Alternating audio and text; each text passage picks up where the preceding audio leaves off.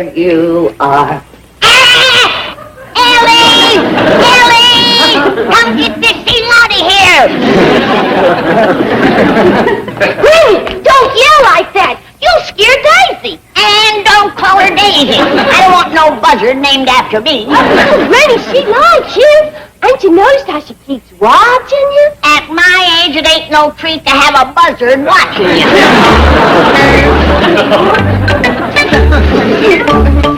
Here, take these to the kitchen and commence ironing. Oh, yes, sir. Come on, Daisy. Not her. I don't allow no scavenger in my kitchen. Well, what about... That's different. Jethro is family. Mr. Drysdale. Granny, Ellie Mae, Mr. Drysdale, Miss Jean is here to see you. Jed, will you tell your daughter to get rid of that big, ugly bird? It makes me nervous. But, Granny... We'll talk about that later. Mr. Drysdale says this is real important and can't wait. Quite true, quite true. Oh, please sit down, everybody. I have an announcement of historical importance to make. Mr. Clampett, members of your esteemed family, at the opening of business this morning, precisely 10 o'clock Pacific Daylight Savings Time, your balance in my bank reached the unprecedented figure of $80 million. Granny, I'm hungry. Mr. Drysdale's fixing to make an important announcement. Yeah, I just made it. You have $80 million. Oh. Well, now, here's the really good news.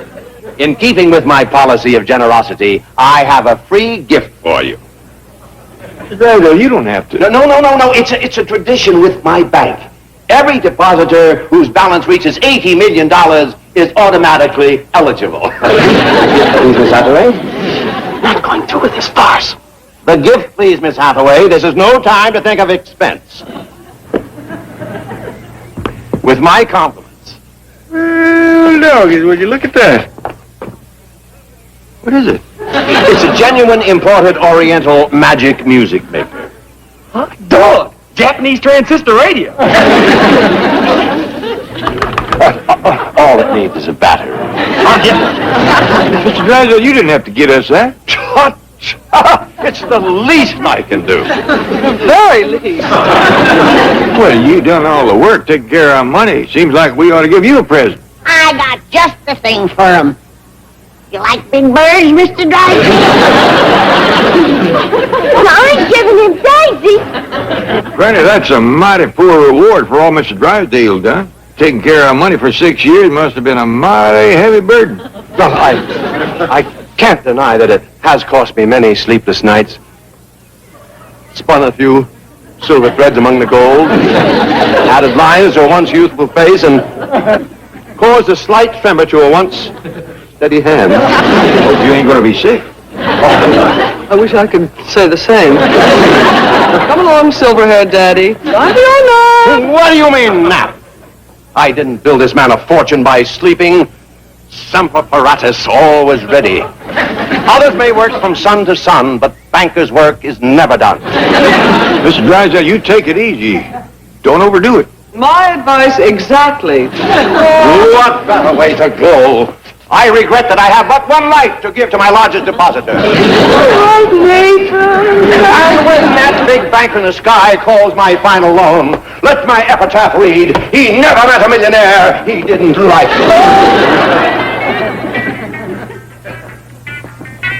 Yes, it seems a sensible thing to do is to take the $80 million and bury it in the backyard. Get off on Moldy. How can it? I still don't think it's a good idea to put money in the ground. It's better than putting Mr. Drysdale there. Something wrong with Mr. Drysdale? Yeah, Jethro. Poor man has wore himself to a frazzle worrying about my money. And we's trying to figure what to do with it.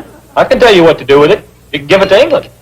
England? They hurting for money? They so bad off, they done sold their queen. No. Sold their queen? Yes, sir. I heard it on Mr. Drysdale's radio. The city of Philadelphia has bought Queen Elizabeth and is fixing to tie her to the dock for a tourist attraction. I can't believe it. You greening us, boy? No, sir. I heard it. Turn that thing on again. News is over now. Can't get but one station. Seems to me, if England was in that much trouble, we'd have heard something from them folks in our castle. Let's have Jethro write 'em. Get the story firsthand. I can beat that.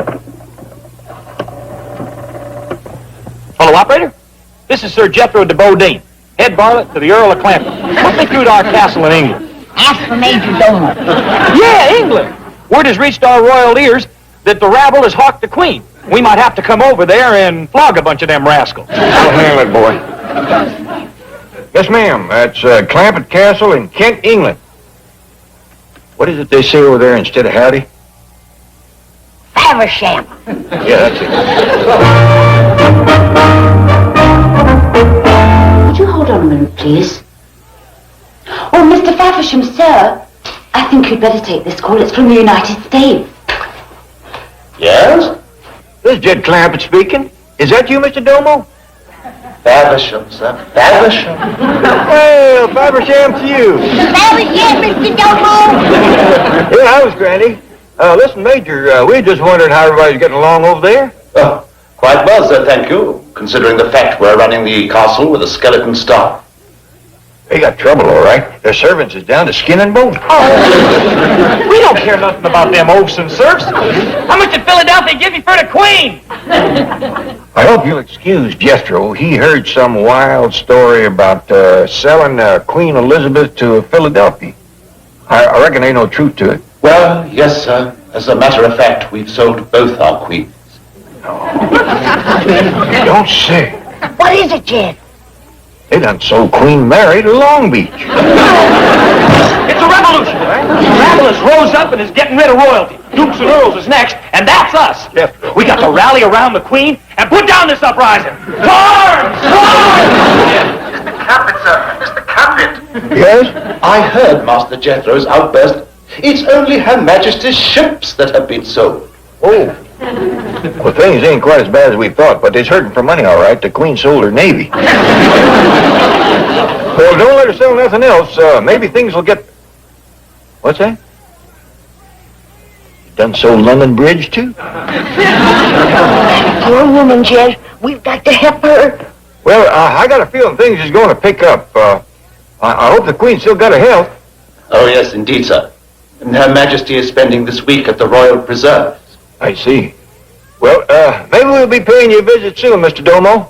Faversham, sir. Faversham to you. You know, two ways about it, Granny. Things is rough. You know what the Queen is spending this week doing? What? Putting up preserves. There ain't no time to lose, Jed. You gotta take your money out of the bank and head for England. Yep, looks like we can save Mr. Drysdale and the Queen at the same time.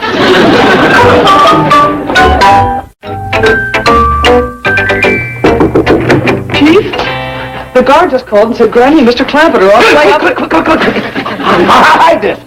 And get your mascara. The mascara? Yes, I want some dark shadows under my eyes. I haven't had a good night's sleep in 6 years, remember? Not that phony act again. Well, it worked, didn't it? I practically had them in tears. Now do as I say. Mr. Drysdale? Yes? Who is it? Hey, Jed Clampett. Oh, so it is. You'll have to excuse me, sir. A bad case of banker's squint, adding up those figures day and night. 6 years. Excuse me, sir. Mr. Drysdale, I know you've been toting a crushing burden, but I got good news for you. Good news? I'm going to take my $80 million out of your bank. Bet you the wheel there, Granny.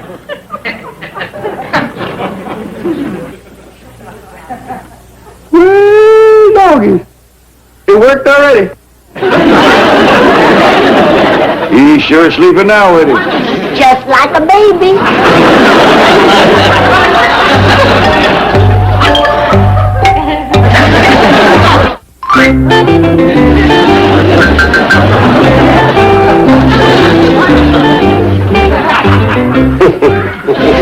Where am I?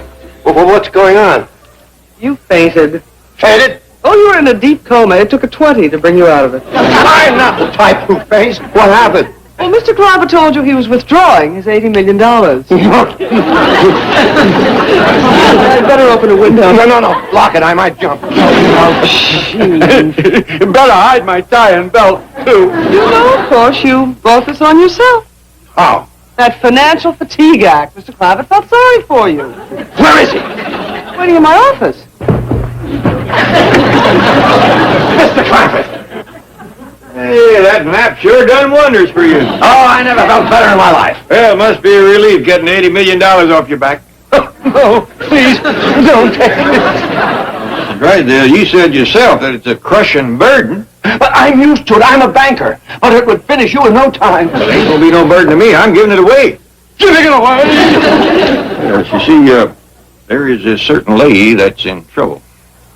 Oh, I see. Well, how much does she want? Well, I reckon all she can lay her hands on. Yes, I know the type. Leastwise, I aim to give her all I got. Oh, $80 million! Well, to this lady, that's just a drop in the bucket. She must have some bucket. You knew who she was. Who is she? Well, I don't know what she'd want me to say. She's a mighty high-placed woman. And high price, too. What's her name? Keep it yourself? I promise. Well. Queen Elizabeth! Dale, you promised. Clampett, I assure you the Queen of England is a very wealthy woman. Once was, maybe, but things is kind of rough. I've looked into the matter. Jed, them goobers downstairs won't give us no money without you signing a check. All right, ask Miss Jane to get us 4 tickets to London. No! I won't let you. You won't let us. Right, Dale, it's my money. What I meant was that you just can't walk up to Buckingham Palace and hand the Queen money. She's too proud to accept charity. Oh, we know that. Good! We're going to put it in plain gunny sacks and throw it over the wall. Miss Clampett, Granny, a thing like this has to be handled with great diplomacy. Now, I have some connections with the British Embassy, and I'll have them get in touch with you. Well, we do want to handle it the right way. Yes. Well, you go home and leave everything to me. All right. Hop on, Granny. And don't take the freeway this time, Jed. That tailgating makes me nervous.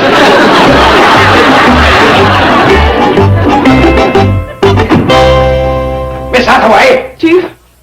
I want you to get me the finest British actor money can buy. Well, how much money are you talking about? I'll go as high as $10. What, are you serious? Look, this is no time to pinch pennies.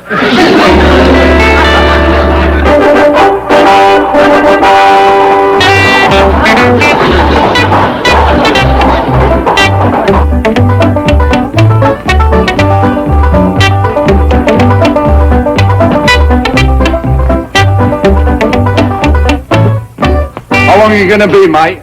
This wig's due back at the studio at 5 o'clock. Well, at the rate Mr. Drysdale is paying me, my performance should run about 2 minutes. Jed, the Englishman is here. Granny, we got to be careful how we talk to that fella. Mr. Drysdale says he's a Queen's minister. I never seen no preacher dressed like him. Satin breeches, lace cuffs, all kinds of fancy trappings. Likely Episcopalian. And he come in a big stage coat. Well, Granny, hay is cheaper than gasoline. And I reckon they don't pay their preachers no better than we pay ours. Jed, so it won't surprise you. His hair is white as snow. Probably been doing a heap of worrying about the Queen. Yeah. Come in. Thank you. Iversham. Montrose. Is Mr. Clampett around? Well, I'm Jed Clampett, and this here is Granny. How do you do? Pleased to meet you, Reverend. Reverend? Well, Mr. Drysdale said you was the Queen's minister. Minister of Finance. He must take up the collection. Here is my identification and my authority to act on the Queen's behalf. Well, come on in the parlor and sit down. No, I'm afraid I haven't the time. But Mr. Drysdale tells me that you wish to present the Queen with a gift of some sort. Well, we heard that the Queen... But unfortunately, Her Majesty is not allowed to accept gifts. But on the Queen's behalf, I thank you for whatever it is you had in mind for her. Good day. Well, what we had in mind was $80 million. Did you say? $80 million. Didn't Mr. Drysdale tell you? It's sitting in his bank. And Jed is more than happy for the Queen to have it. Now, Granny, if the Queen can't take it... There may be a way. Excuse me while I talk to my chief of protocol. Well, you may return to the studio, you chaps. It looks as though the bit part I'm playing is going to turn into a very meaty role. Oh, and what kind of a role is it? A bankroll.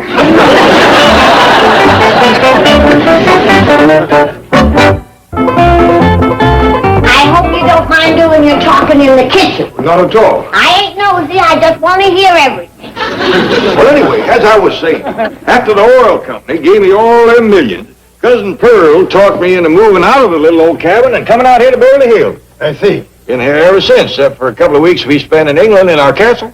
You own a castle in England? Yes, sir. The folks are mighty nice to us there. That's one reason we're so anxious to help the Queen. We'll think of a way. Of course, it's got to be done so it wouldn't seem like charity. We wouldn't want to hurt her pride none. Naturally. But the castle solves the problem. It does? As a British landowner, you are qualified to purchase royal real estate. Well, that's fine, but how's that help? Well, as you know, Her Majesty has vast real estate holdings all over the world, but she's eaten up with taxes. Well, what they call a land pool. I could make you a fabulous price on one of the Crown colonies. Here's your tea, Parson. Would you like to buy Hong Kong? Hong Kong? That's that big ape that carried off Fay Ray. Hong Kong is on the coast of China. Well, to tell the truth, I ain't too keen on buying a Chinese ape. Let's get back to the real estate. Oh, fine. Would you be interested in Australia? Or perhaps India? I might. Well, if you like islands, I could make you a very good price on Borneo. Doggone, I wish I knew more about these things. Granny and me ain't had much schooling. Jed! Oh, good. There's Jethro. He's the educated member of the family. He is? Out here in the kitchen, boy. On second thoughts, I better check those rights. There may be a second mortgage on Borneo. Tell her they to let me take her buzzer to England so we can hunt rabble from the truck. Well, we'll talk about that later, boy. This here is the Queen's minister. Oh, pleased to meet you, Reverend. I'm very pleased to meet you, Jethro. We gotta take the buzzard. I already sent the truck over. You sent the truck to England? Yes, sir. Put on one of them great big cargo planes, so it'll be waiting when we get there. How many times have I told you I don't allow buzzers in here? You know something? There's a lot of folks that feels that way. Did you ever try hitchhiking from the airport, wearing a suit of armor and toting a buzzard? Strangely enough, I never have. Well, no. Everybody slowed down, but nobody stopped. What's done is done. Jethro, I need your advice on buying some royal real estate. Royal real estate? It's a way of helping the Queen. Now, the parson here has given me my choice of Australia, India, or Borneo. Uh-oh. Be careful, Uncle Jed. This rascal's foxing you. Jethro, he's a man of the cloth. Yeah, and he's pulling it over your eyes. Explain yourself, boy. He's holding out the best place. Make him sell you Canada. You're right, Mr. Clampett. He's the educated member of the family. Graduated in 6th grade. Well, I must confess I was holding out Canada till the last. Well, I can't fault you for that, parson. You were just looking out for the Queen. Good trader always keeps the best horse in the barn. Well, I'm glad you understand. Very well, sir. Canada it is. Make him put in the riding, Uncle Jed. And see to it that he gives you the title to Canada. You'll need that when you go to subdivide. Well, I don't aim to do that. No, but the boy's right. Everything must be perfectly honest and legal. Now, if you have a pen, I will transfer a title right above the Queen's signature. Good. Then I'll pay the tax on it and give it back to her. I'll call Mr. Drysdale and have him make out the check. No. That won't be necessary.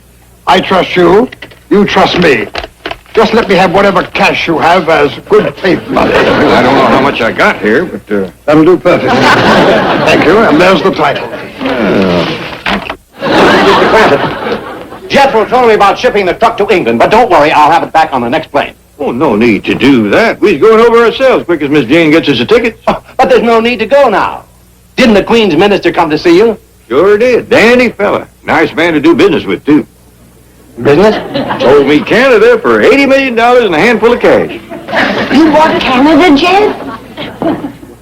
It's Jethro deserves the credit. Hadn't been for him, I might have wound up with Borneo. Mr. Drysdale, why don't you and Mr. Ooh, doggy. All it takes to catch him up on his sleep is a little good news. It's here back. See? There's plenty of room. And lots of air, too. Jethro! The taxi cab is here to take us to the airport. We's coming. I'm coming. Okay, Daisy, now hop in and keep your big mouth shut.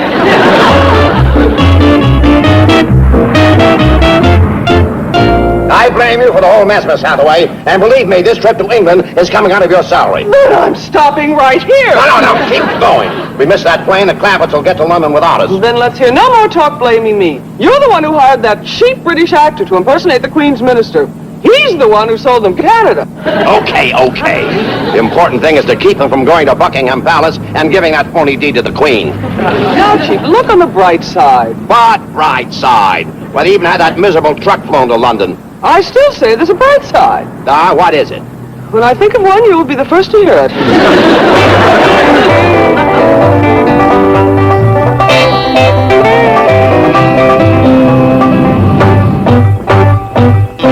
Where's Jethro? Oh, he's coming, Granny. Why ain't he with us? Well, he's just upset because you wouldn't let him bring along Ellie's turkey buzzards to hunt oafs. Well, I aim to do some sleeping betwixt here in England, and at my age, I ain't stretching out and closing my eyes in the same room with no buzzards.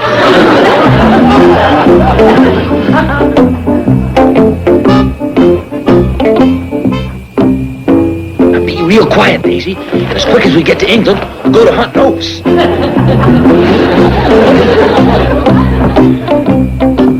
Would you like me to take that for you? Oh, no. She's fine. It's fine. I'll tell you what you can do. You can let us know when we fly over Canada. I'd be happy to. It belongs to us, you know. We bought it yesterday.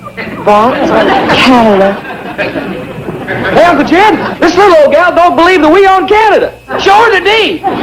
Jethro, will you stop yapping about us owning Canada? It's only ours till we give the deed back to the Queen. We made it. Howdy, Mr. Drysdale, Miss Jane. I'll sit here with Jethro. You keep Ellie company. Right, Chief.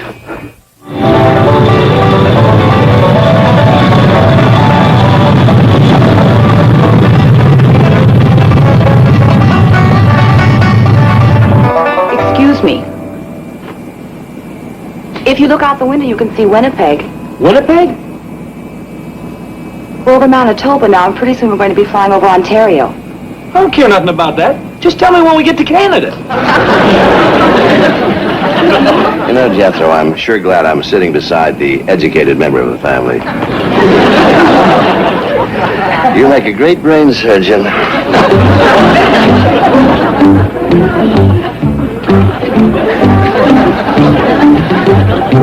Get hungry. I got some chitlins in my pocket. No thanks. I was talking to my friend in the bag there.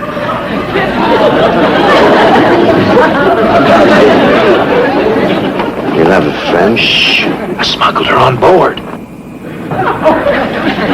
Who is she? Give you 3 guesses. Elizabeth Taylor. Guess again. Give me a hint. Well, she got a long nose, beady eyes, scaly legs, and 3 toes on each foot. Miss, could I have a tranquilizer? Oh, of course. Your first flight. My last. Beady eyes, scaly legs, 3 toes in each foot. And her first name's Daisy. Oh, she's sitting back there with Mr. Clampett. Okay, I give up. Open the bag. Oh, no, not here. Uncle Jed will give me the dickens. But you can open it up in the washroom. You know, I'm just curious enough to do that. Don't scare her. I won't.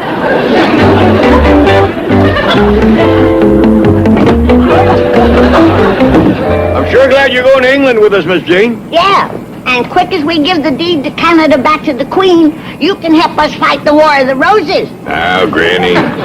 Excuse me, but I think the War of the Roses has already been fought. No, it was supposed to be fought last year, but Sir Chicken here tucked his tail twixt his legs and run. I said it before, and I'll say it again. I ain't traveling 6,000 miles to scrap with the folks in the next castle.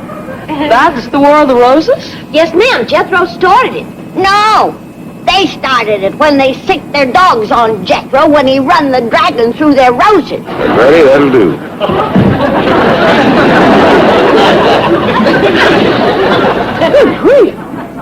You and your three-toed redhead. I told you she wasn't Elizabeth Taylor. You didn't tell me it was a bus. Let the cat out of the bag. Wish it had been a cat. I almost got flapped to death. Daisy, you have not a...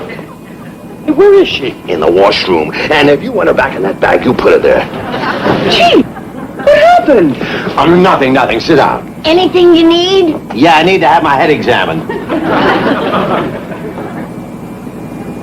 There's a feather in your hair. Don't tell me how it got there. Granny, he done something stupid, and he don't want to talk about it. Thanks, Jethro. Did you find out what happened to Mr. Drysdale? I think I got it figured out what happened to him, Jed. When he went up front there, he stuck his head out the window, and a bird hit him. We's flying pretty hard for birds. What about geese? Ain't often you get a goose this high either. Well, he got one, scratched his scalp. That could be dangerous so close to the brain.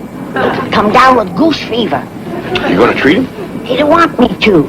He's ashamed of what he'd done, I guess. Well, sticking your head out of the window of an airplane going 600 miles an hour ain't exactly the smartest thing in the world. Wait a minute. Where you going? To powder my nose. No, don't go in there. Why not?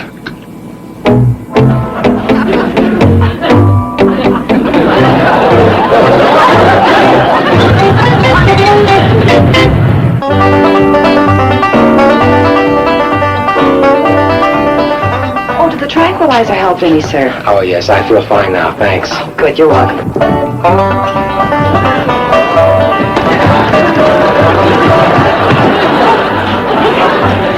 Trouble now. What do you mean? Another victim just went into the buzzard roost. Granny, why do you suppose the chief is acting so strangely? I hate to tell you, Miss Jane, but it's goose fever. Goose fever? He stuck his head out the window up there and got hit by a high-flying goose. It's impossible. It is, huh? Look yonder. Another one's done it.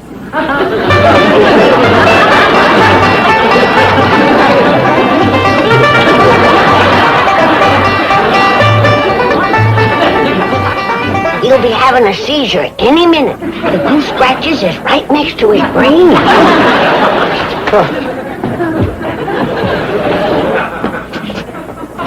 What happened to you, sir? There's a big bird in there. A bird?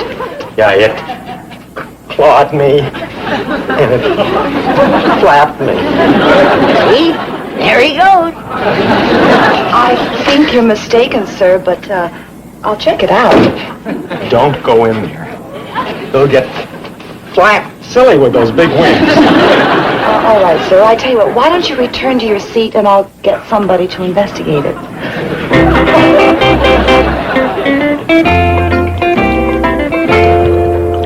You think this will cure his goose fever, Granny? No, but it'll quieten him down so he won't go flying around the cabin.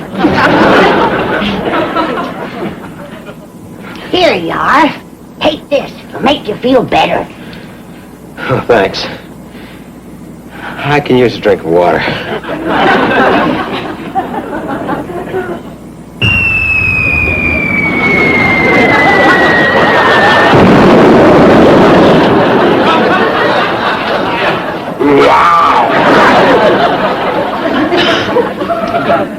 What was that?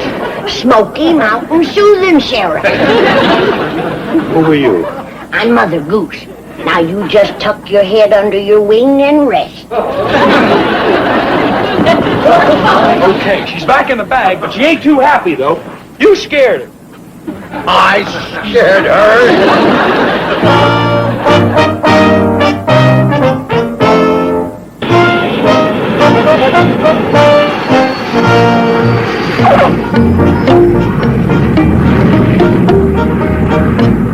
Hope you enjoyed your flight. Goodbye. Hope you enjoyed your flight.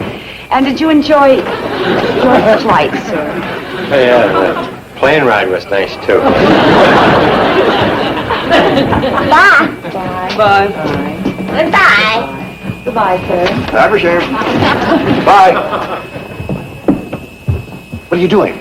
Miss Jane said they won't let me take my buzzard through customs. So I'm going to turn her loose here, and she'll meet us in front of the airport. She'll meet us?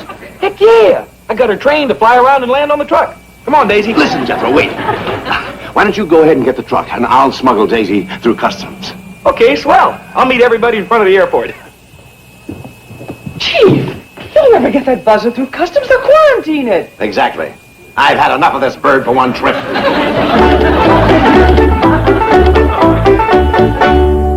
Do you mean someone actually tried to get this repulsive bird through customs? Yes, sir. His name's Drysdale. He's in your office right now with some other rather odd Americans. That's why I stopped you on the plane.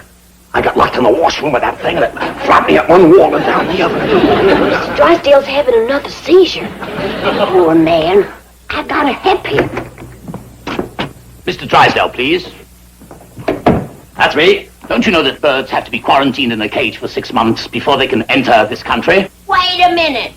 He ain't no bird. He only thinks he is. Granny, I beg your pardon. He's got goose fever. Granny, please. I'm gonna help you, Mr. Drysdale. Madam, I was referring to the repulsive creature he brought off the plane. Shame on you. That's his secretary. Anything I can do, Granny? Yes, you can learn this goomer some manners. He wants to put Mr. Drysdale in a cage. And you should have heard what he called Miss Jane. Granny, please let me handle this. Well, that's fine, Mr. Drysdale, but we better be moving along. Wouldn't want to bother the Queen at supper time. You are going to see the Queen? Well, we ain't going to have supper with her. Just want to give her back the deed to Canada. And then we gotta get to our castle and commence fighting the War of the Roses. Now, Granny. Did you say the War of the Roses? Have you heard of it? But of course.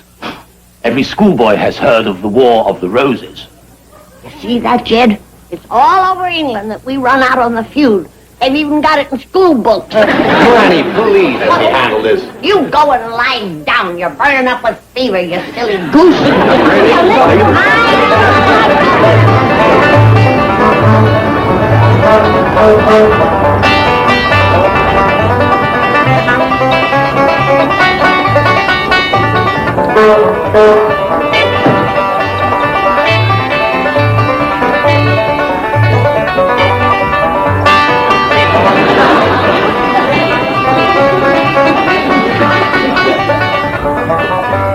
I say, what kind of a vehicle is this then?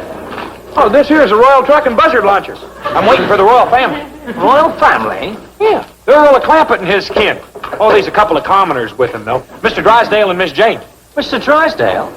Oh, that's the American gentleman I'm here to chauffeur. Oh. Stop honking that thing, Jethro. Mr. Drysdale will be honking back. Where is he? He's got something of mine. He's trying to explain goose fever to the inspector. Well, let's head for the palace. Well, what about Mr. Drysdale? He ordered his own car here. Why would he do that? I'll tell you why. With every schoolboy in London talking about the War of the Roses, he's ashamed to be seen with us. Tell Mr. Drysdale we'll be waiting in front of Buckingham Palace.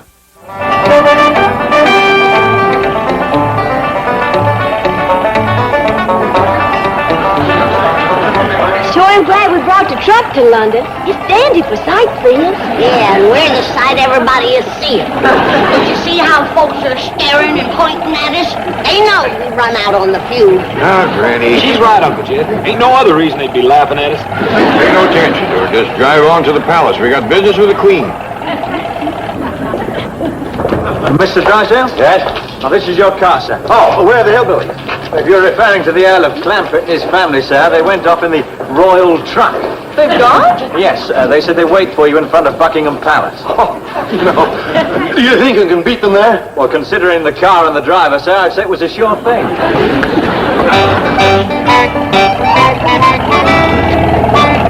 Where are we, Jethro? We's in what you call Hyde Park. Good. Pull up to them bushes and let's hide. Keep going, Jethro. Anybody see a street sign? I seen one, Paul. It says this here's Rotten Road. Stop right here, Jethro. This is where we belong. Rotten Road.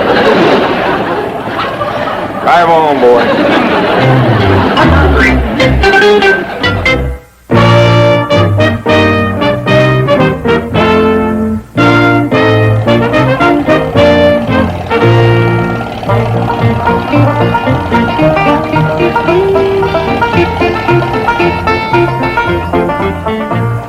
Where have you been? All over London. Jethro should have told us he didn't know how to get here. Didn't want you to think I was stupid. Oh, no chance of that. Well, let's go in, give the deed to Canada back to the Queen. Now, wait. First, I'll have to arrange an audience. Oh, we don't want to do it in front of folks. I mean, the Queen won't see you without an appointment. I noticed. She's heard of the War of the Roses, too. How soon you reckon she'll see us? Not till we've cleared our name. Will you let Mr. Drysdale talk? Well, it may take several days. Meantime, why don't we all go to the hotel and have a good night's rest? Follow us, Jethro.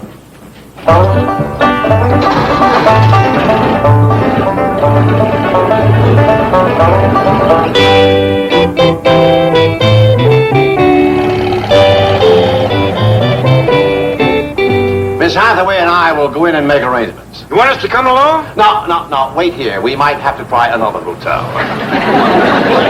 Hear that, Jed? We might not be able to get in. Reckon they heard about the feud, too. Yeah. We ain't got nothing to do with it. It ain't, huh? Oh, soldier, come here. Yes, madam. Have you heard about the War of the Roses? Oh, indeed, madam. See? How much you know about it? Well, it's probably the most famous feud in the history of England. It involved two families, two royal houses. You know how it started? Well, there's some debate as to which house first let loose the dogs of war. Excuse me. I can tell him which house let loose the dogs. It was me that was let loose on. Are you satisfied, Jed? Well, Granny, it's only natural that a soldier might have heard, but I can't believe everybody has. Wait, will you tell me something? Does everybody in the hotel know about the War of the Roses? Oh, definitely, sir. That doesn't. It's bad enough to be laughed at on the street, but I don't aim to move in here and live with it. Me neither. Me neither. Let's go on out to the castle. Yeah, Paul. Come on, Jed. Well, all right. Tell Mr. Drysdale the Clampetts has gone to their castle. He means chicken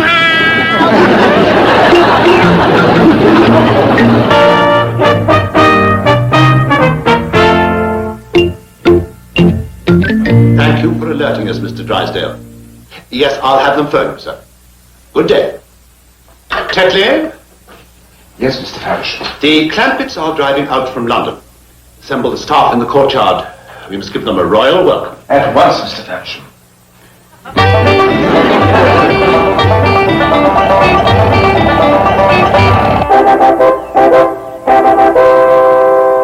Now, just a word of caution. Let us not mention the presence of the Clampett family to our friends in the next castle. Colonel Dumbarton has not forgotten the Black Knight, Master Jethro, riding through his prize roses. Excuse me, Mr. Faversham, sir. A group of gypsies is approaching the castle. Really? Yes, and they're driving a most disreputable-looking vehicle.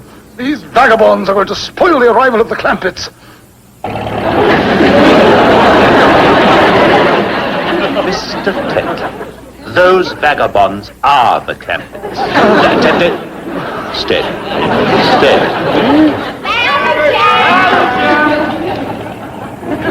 They seem very fond of you, sir. They're calling your name. No, they usually call me Major or Mr. Domo. They think Faversham is a greeting.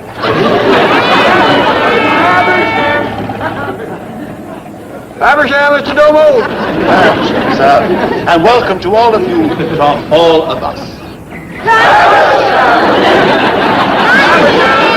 Oh, Mr. Clampett, Mr. Drysdale would like you to ring him at the hotel as soon as possible. I'll do that right away. Yes. Jethro, you tote in the bag. I'm a knight. We got lots of churls for such things. And they'll take care of that. Mr. Tedman, everybody in. Mr. Domo, I want to have a word with you. Mr. Domo, Madam? I want to ask you something about them folks in the next castle. Oh, yes, madam. Colonel Dumbarton, He's a colonel. retired, of Her Majesty's Indian service. He's an Indian fighter. That's all in the past, madam. Though I must say he likes to run his castle in a military manner. I'm afraid we's in for trouble. Oh, you've nothing to fear from the colonel, madam. Confidentially, The old gentleman is usually in his cups. Gentlemen, the Queen. The Queen.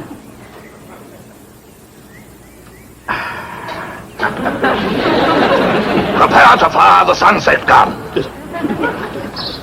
Jethro, Ellie Mae. Well, young'uns, I'm afraid we've got our feuding cut out for us. The old fella in the next castle is an Indian fighter. One cups at it. Let's go over and jump him right now. No, Jethro. Let him make the first move.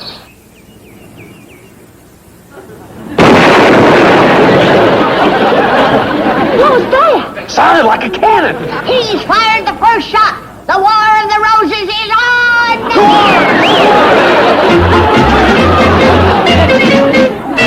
I'm only riding over there to fling down a challenge. Then we can commence fighting the War of the Roses. Well, Granny wants to sneak up on them. She don't understand the feudal system. Nuts don't sneak.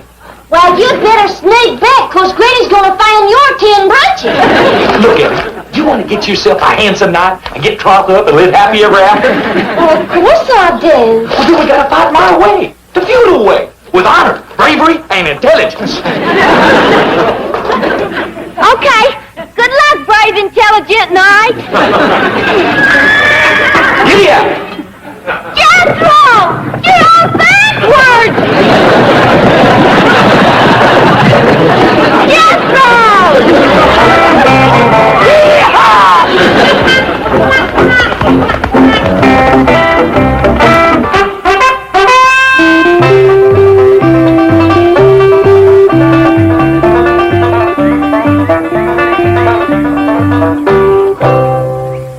Colonel Dumbarton, sir.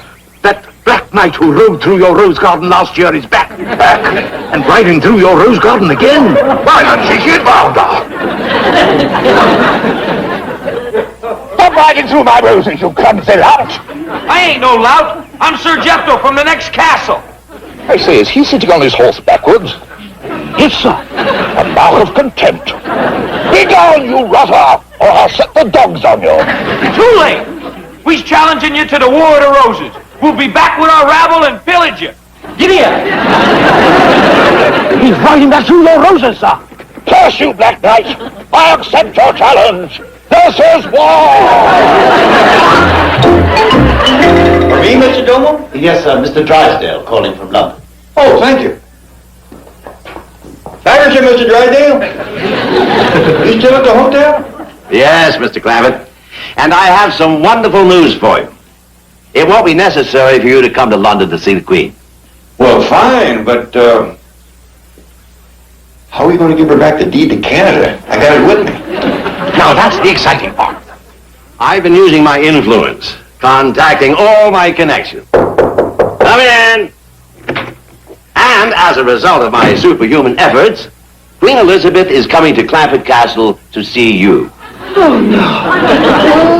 Oh, no. But she don't have to do that. No, she insists. After what you've done for her, she won't have it any other way.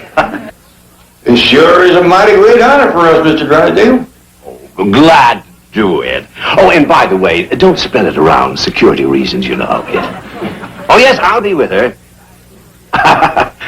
Faversham to you. You are a madman. Now, just... Hiring someone to impersonate the Queen's minister in Hollywood is one thing, but no actress in the United Kingdom would consent to a... Now, just hold it right there. You must remember the Clampett family historian is Jethro. He thinks this Elizabeth is still queen.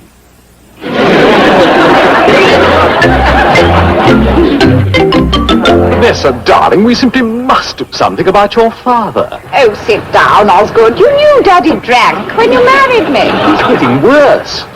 Other people see pink elephants. He sees black knights. That was a year ago. He's seen him again. Claims the fellow rode up this morning and challenged him. Arm yourselves. Take cover. The War of the Roses may begin at any moment. Charge! The War of the Roses? That was 500 years ago. Really, Vanessa. All right, dear. I'll hide his brandy.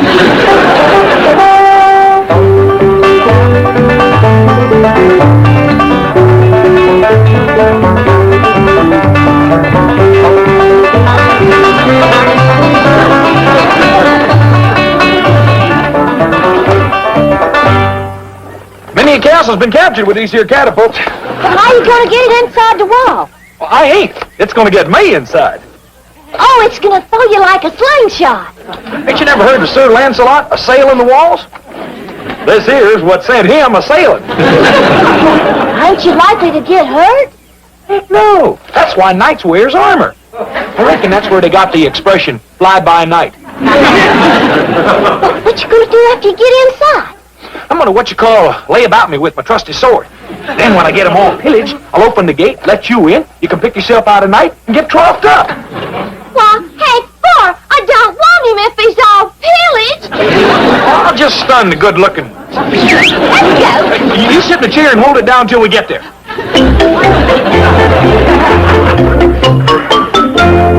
Granny! Ellie! Jethro! Where is everybody? What the blue blazes? Go on, sire! We're off to pillage and loot! Hold on, Tom. I'm gonna fetch me back a handsome knight and get troughed up to him. Jethro! Ellie!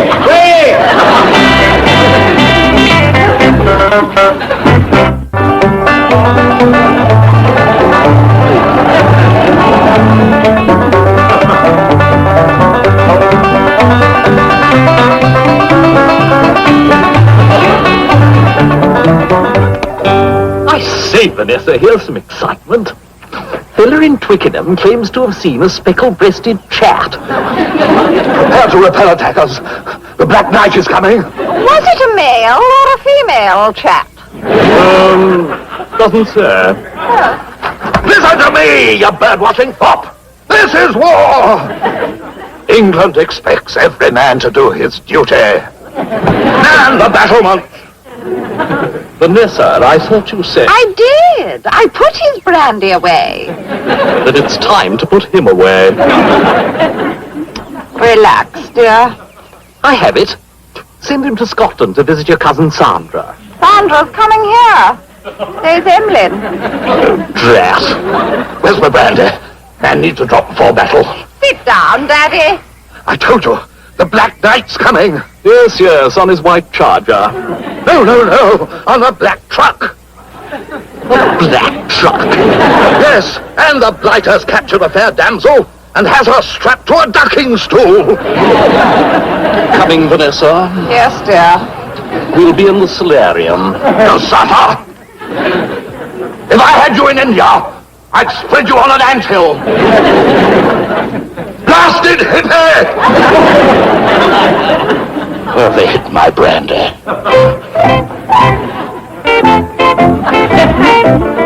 Here you are, Ellie. Just cut the rope and away I go. Now remember, don't pillage no handsome knight. I won't. I'll just sack him. Squeak's buried it somewhere. Never mind.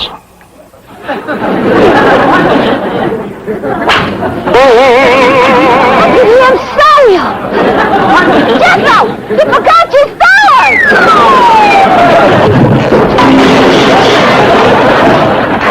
Well, that's what I call a brandy with authority.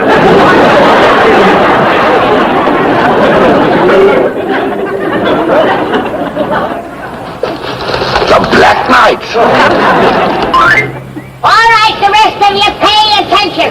We'll show you how it's done. All right, you fighting fools, charge! Hit the dirt! That's the spirit, boys. Old Jed Stewart himself would be proud of you. And when we capture the next castle, you elite troops will get the spoils. Hey, what's going on? Who are these fellas? Granny's gorillas. We got a sorry lot of rabble, Jed. But I called out the cowards. I was hoping to come up with the dirty dozen, but all I could get was the filthy four. Come on, you fellas get up and go back to your job. Wait a minute, Jed. These are the Clampett commandos, ready to lay down their life for your honor. They know everybody ain't coming back. Yeah, because everybody ain't going. You gonna chicken out again? Is we gonna be forever known as the Beverly Hills Yellow Bellies? The Queen is coming. Here, She's gonna pick up the deed to Canada. to Then we got to finish the feud. It's done finished.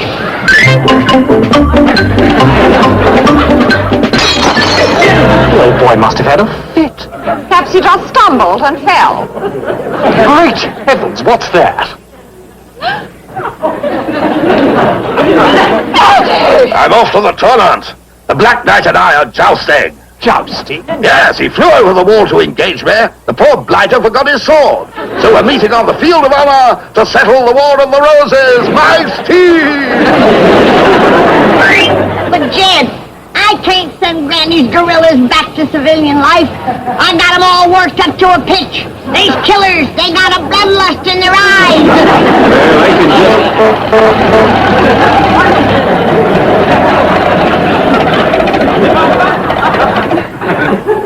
Uncle Jed, Granny! Get everybody together! We're gonna have a joust. Oh, you caught one, did you? All he ever thinks about is something to eat. You don't eat it, you fight it. Well, you fight it, you clean it, you cook. Granny, I'm gonna have a joust with the Green Knight. Let him clean it and cook it. I got the War of the Roses to settle. This'll settle it. Jousting is fighting, and the Green Knight is from the next castle. Well, how'd this all come about? Well, I shot Jethro over the wall, and he landed on the Green Knight. So now he's gonna have a joust. You say this will settle the War of the Roses once and for all? Oh, yes, sir. That's the feudal system. Well, get ready, boy, 'cause yonder he comes.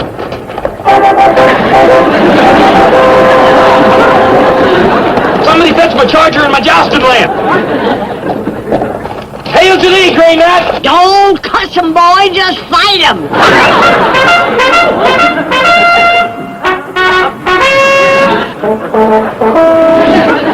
What's that green goomer doing? Knowing the Colonel, madam, I would guess he is fortifying himself for the fray. Oh, well, as long as it's only water. Ladies and gentlemen, and rabble. In this corner we have a boy from your own castle. A boy fighting to end the War of the Roses. A boy fighting to save the family name and your own necks. The ever-popular Black Knight from Bog Tussle. Let's hear it for him! And in this corner, appearing for the first time without his cannon, a man after your own hearts, as well as your livers and other vital organs, the notorious Yellow Knight. I mean the Green Knight.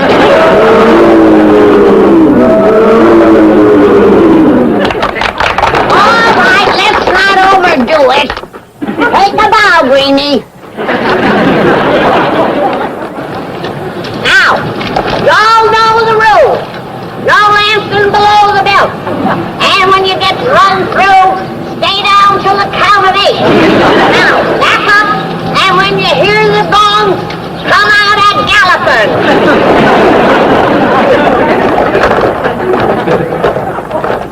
Jethro, if he ain't in one piece, I ain't taking him. You don't think nobody's going to get hurt, do you? If Master Jethro can survive the catapult, he can survive the Colonel. Well, what about him? What kind of shape is he in? Mr. Clampett, the shape that he is in, I guarantee you he won't feel a thing. On your mark, get set, charge!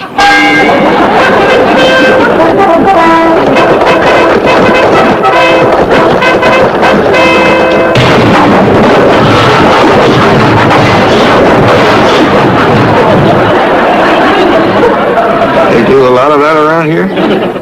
No, sir. Not for hundreds of years. That figures. 1, 2, get up, Jethro. 3, 4. I'm gonna knock more than the wind out of you. 5. Lie down, Greenie. You're a sick man. 6. You're gonna be sicker than he is. 7. There's a doctor, I'm warning you. 8. Jethro, I'm warning you. 9, 10. We won the War of the Roses. You all seen it? The winner! Jethro, I told you won him in one piece. Ellie, don't!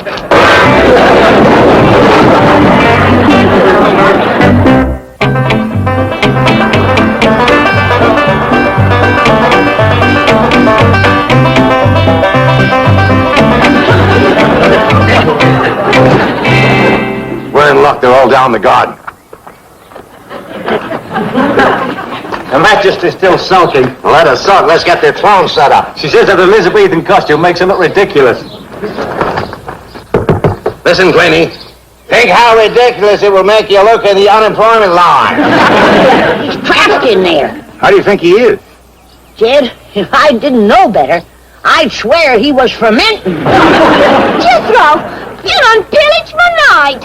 Hey, I'm no shape to talk. I'll get you another one. Ellie, maybe you had better let Jethro get you another one. She can have this one, too. He's the spoils of war. He's already spoiled. Maybe some water will bring him around. Yeah. Jed, if this is water, we gotta find the creek it come from.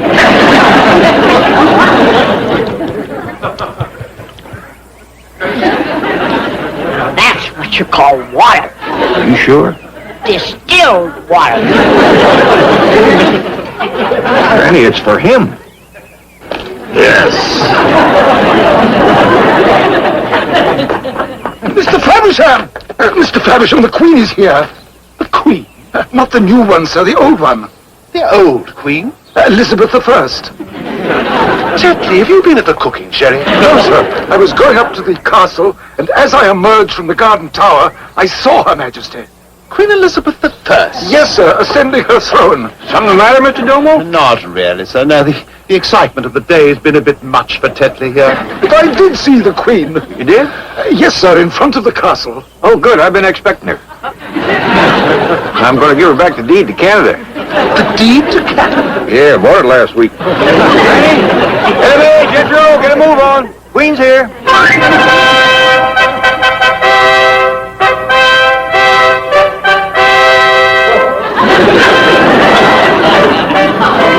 What's it all about, mate? Never mind. Pass it on. Mr. Drysdale says there's a quid in it for everybody who keeps his mouth shut. Get the show on the road. Ladies and gentlemen, attention please. Her Gracious Majesty, Elizabeth I, has seen fit to appoint me as royal spokesman. Now let all those who have business with the Queen step forward. That's you, Jed.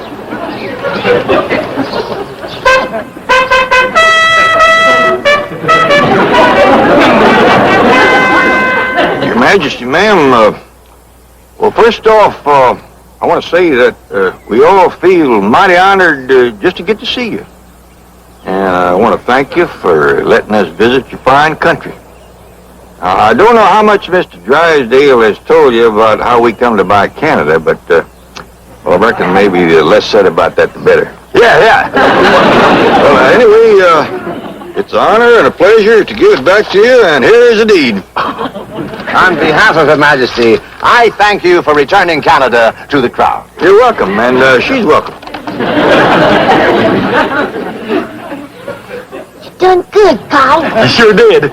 Mr. Drysdale, can I say something to the Queen? You may approach the throne.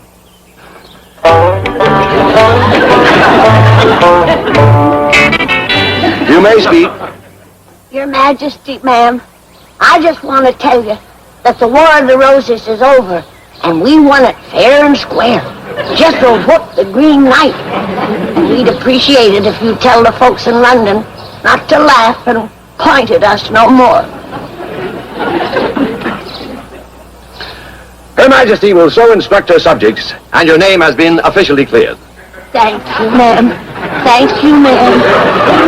Thank you, ma'am. Good thinking, Granny.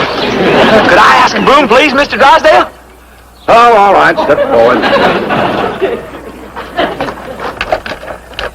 Your Majesty, ma'am, I'm Sir Jethro de Bodine, except I ain't never been officially drubbed tonight. Would you drub me? Let me have your sword. Kneel. Has anyone seen the Colonel? Shh, the Black Knight is being dubbed by Queen Elizabeth I. Oh, come off it.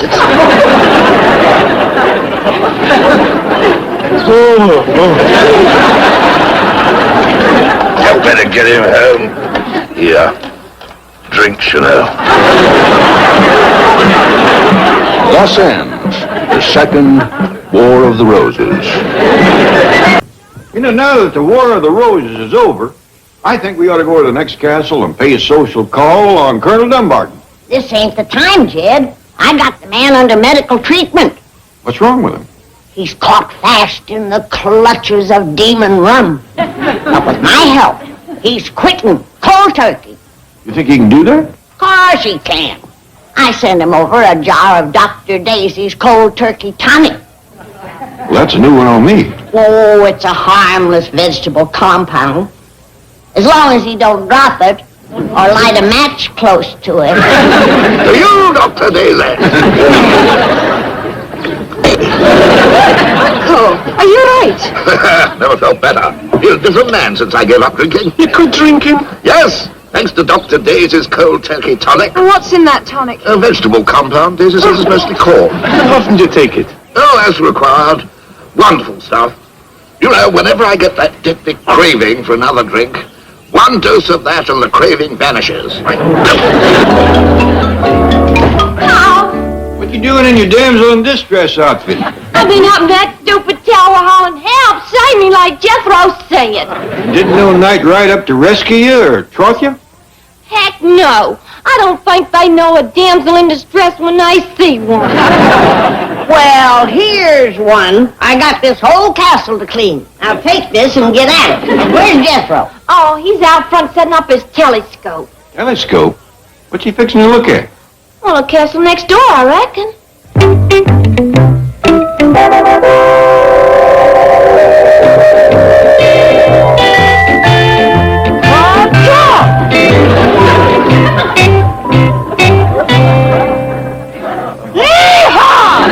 I'll change into my old clothes, Granny. Good girl. Uncle Jed, Granny, hey, where are you? You gotta come outside and look through my telescope. You gotta see what I seen over at the next castle. Oh, just. Uncle, now why don't you come riding with me? No, not while I'm under treatment. Oh, very well. I'll see you both later. Uncle, are you sure about this stuff? Try it, my boy.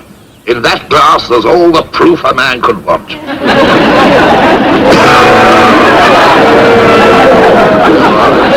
Sounds as though you need it, huh? Boy, Uncle Jed, I'm in love. Well, doggy. Who is she, Jethro? Mr. Domo says she's Colonel Dumbarton's niece. Just visited. Take a look. Boy, you're spying on them folks. Colonel Dumbarton's got a telescope over to his castle. He looks at us. Boy, are we getting the best end of this bargain. Oh, it's fair and love and war, Jed. We've done had the war. Now he's got the love. Uncle Jed, she's the one I've been looking for all my life.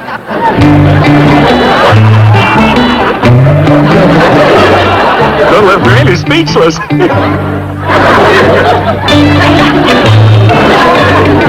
Ain't never seen one like her, have you? No, boy. She's one of a kind. Take a look, Jed. You ain't gonna believe it.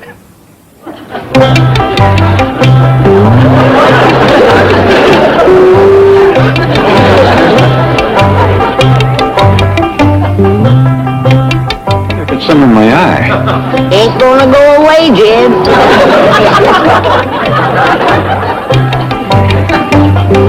Hard to beat her, huh, Uncle Jed? If I was you, I wouldn't try. Wouldn't let her look? No, a sight like that sort of stays with you, Jed. What do you think of that figure? I was just going to ask you about that. A lot of it, ain't there? She's all woman, Uncle Jed. Well, so long. Where you going? Where would you be going if you was in my place? An eye doctor. Hey, boy, let me give you some advice. Don't get fresh with that girl.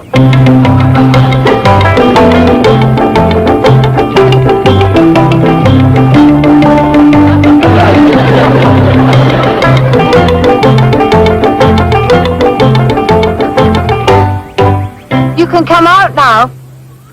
I said you can come out now. Who, me? Yes. You're one of the Americans.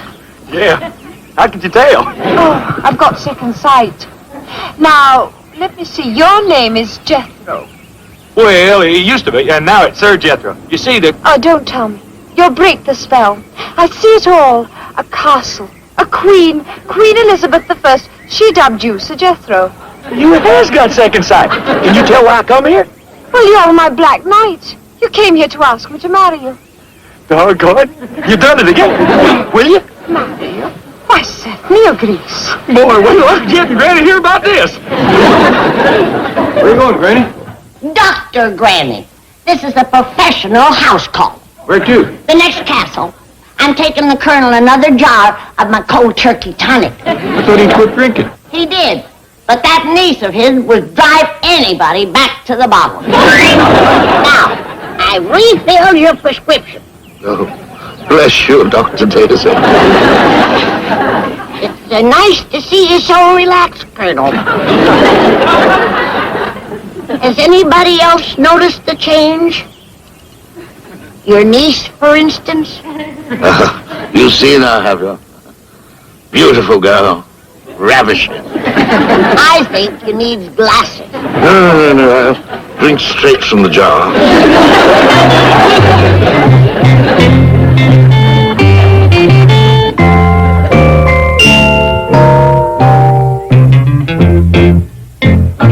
Don't go away, lassie.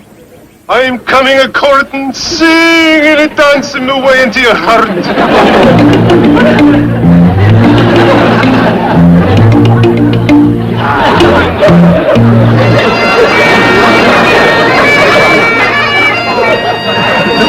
Enchanting creature.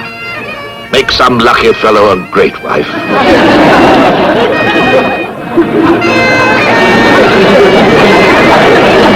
What a mother she'd make.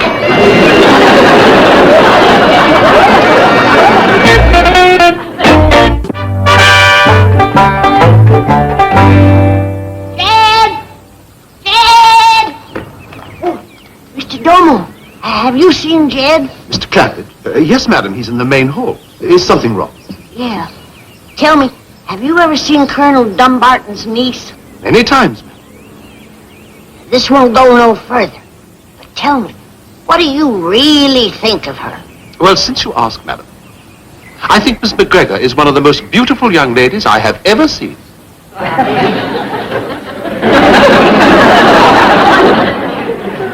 You don't get to town much, do you?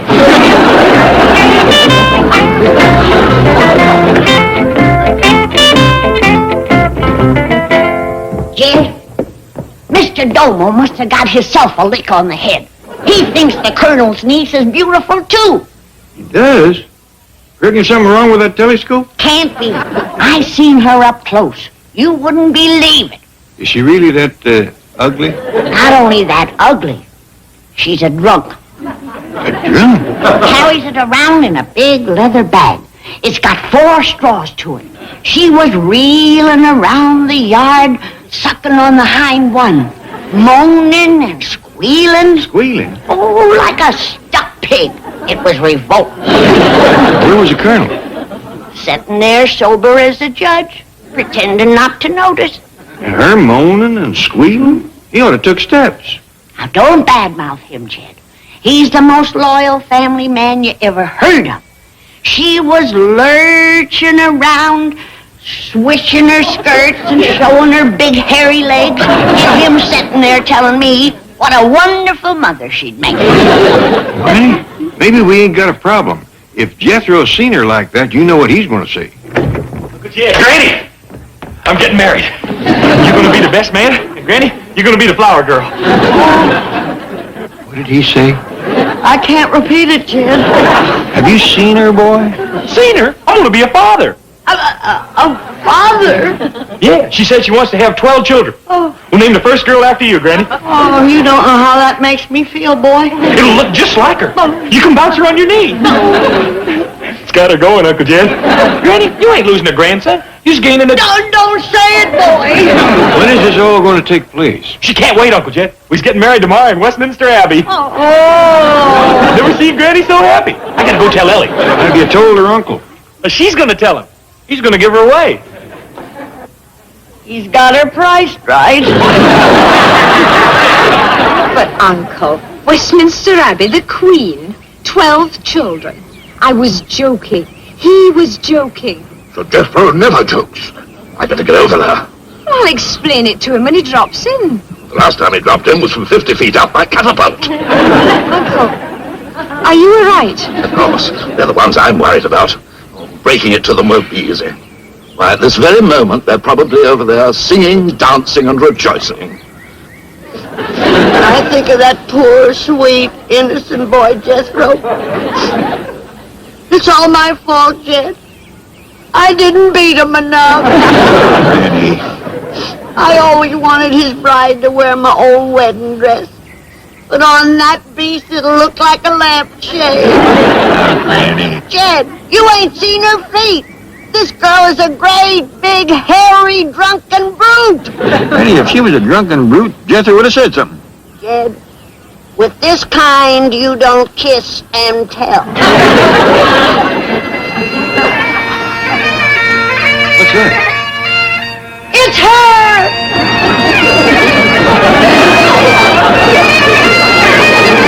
How's that for a drunken brute? I don't think she's drinking.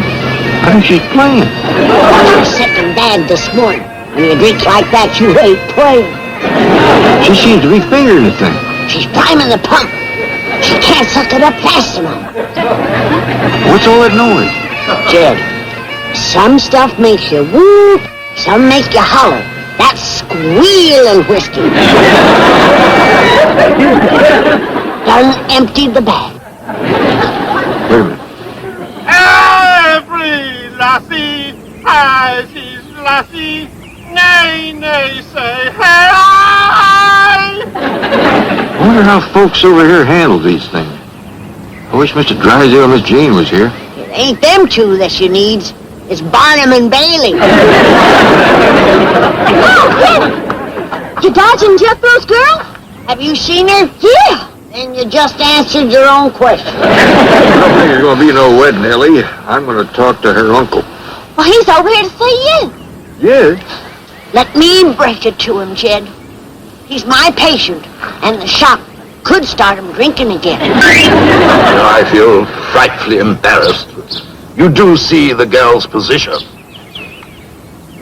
Well, now, let me get this straight. The wedding is off? Yes, and I'm terribly sorry. Oh, don't give it another thought. Mighty nice of you to... Now, wait a minute. Is he saying the wedding is off? That's what he said. What he meant was his niece don't want to marry my grandson. That's right. You keep out of this. I'm afraid the girl's a terrible tease. A tease. She's a heartbreaker of him. I seen her dancing outside the boy's window, flaunting her charms. You'll have to excuse Granny, Colonel. I'll explain to her you later. She's a little upset. You'll be upset, too, if you was to lose 12 dear little grandchildren with the shake of a hussey's beautiful head. So sorry. And you're gonna be sorry. I'm cutting off your tonic. No. Not that, Daisy. Dr. Daisy to you, no wedding, no tonic. I'll go and have another word with the girl. No, don't do that. You keep out of this.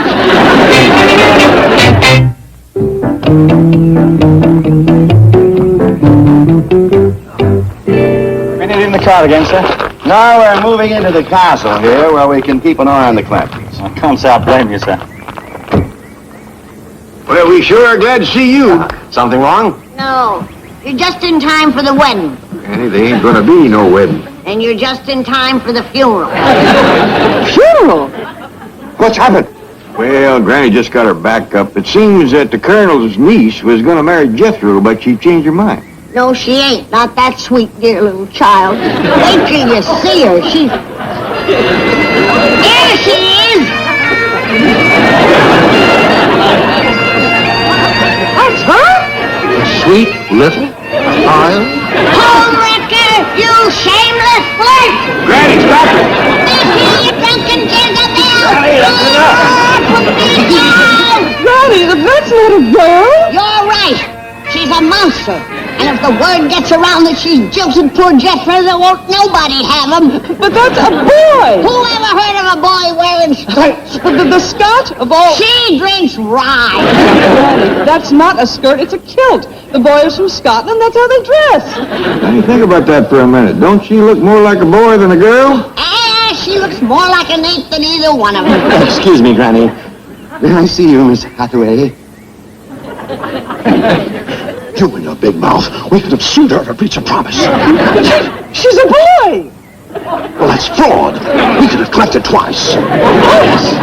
Go unpack, spoiled sport. I wonder why the colonel didn't tell us his niece was a nephew. He didn't want to make Jethro look stupid. I knowed all along she was a boy. You did? Didn't want to make you look stupid. Well, I guess it's all settled. No, it ain't. What you mean? Somebody's got to break the news to poor Jethro. Yeah, I should have had a talk with that boy a long time ago. Jed, break it to him gently.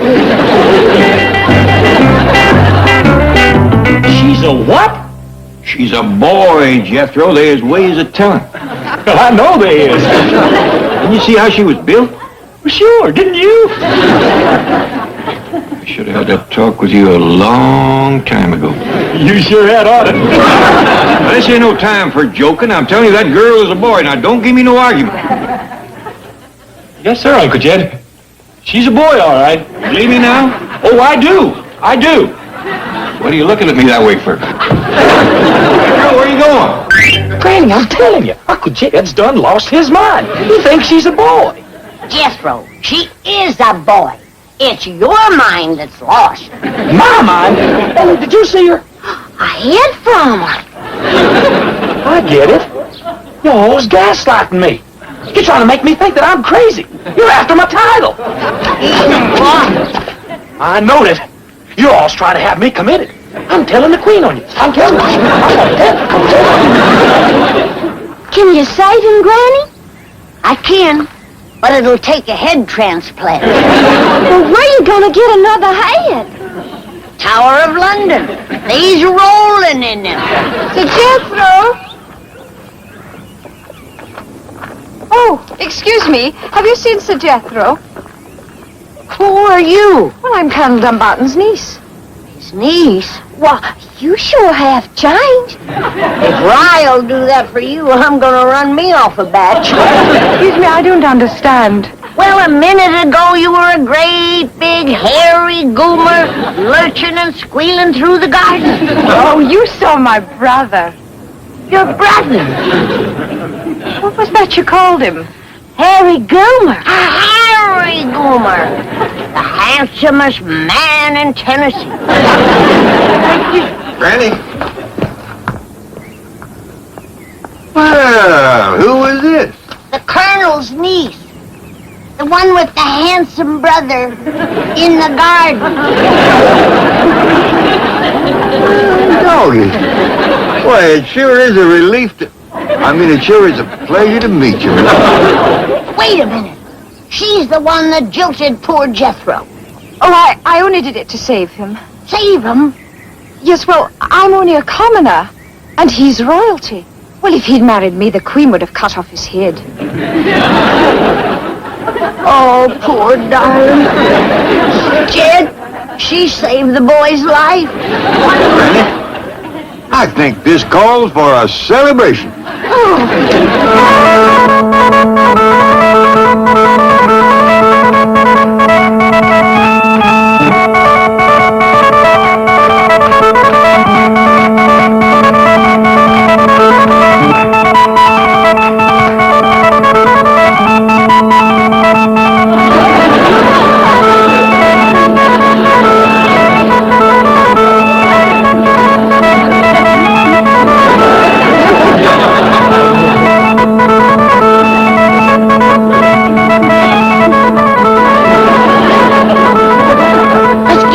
right, Jed? I'm game.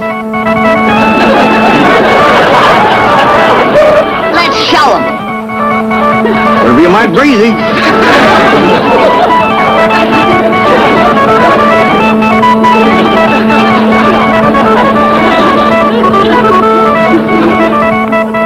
I wonder how you know that tune. It's the tonic, Jed.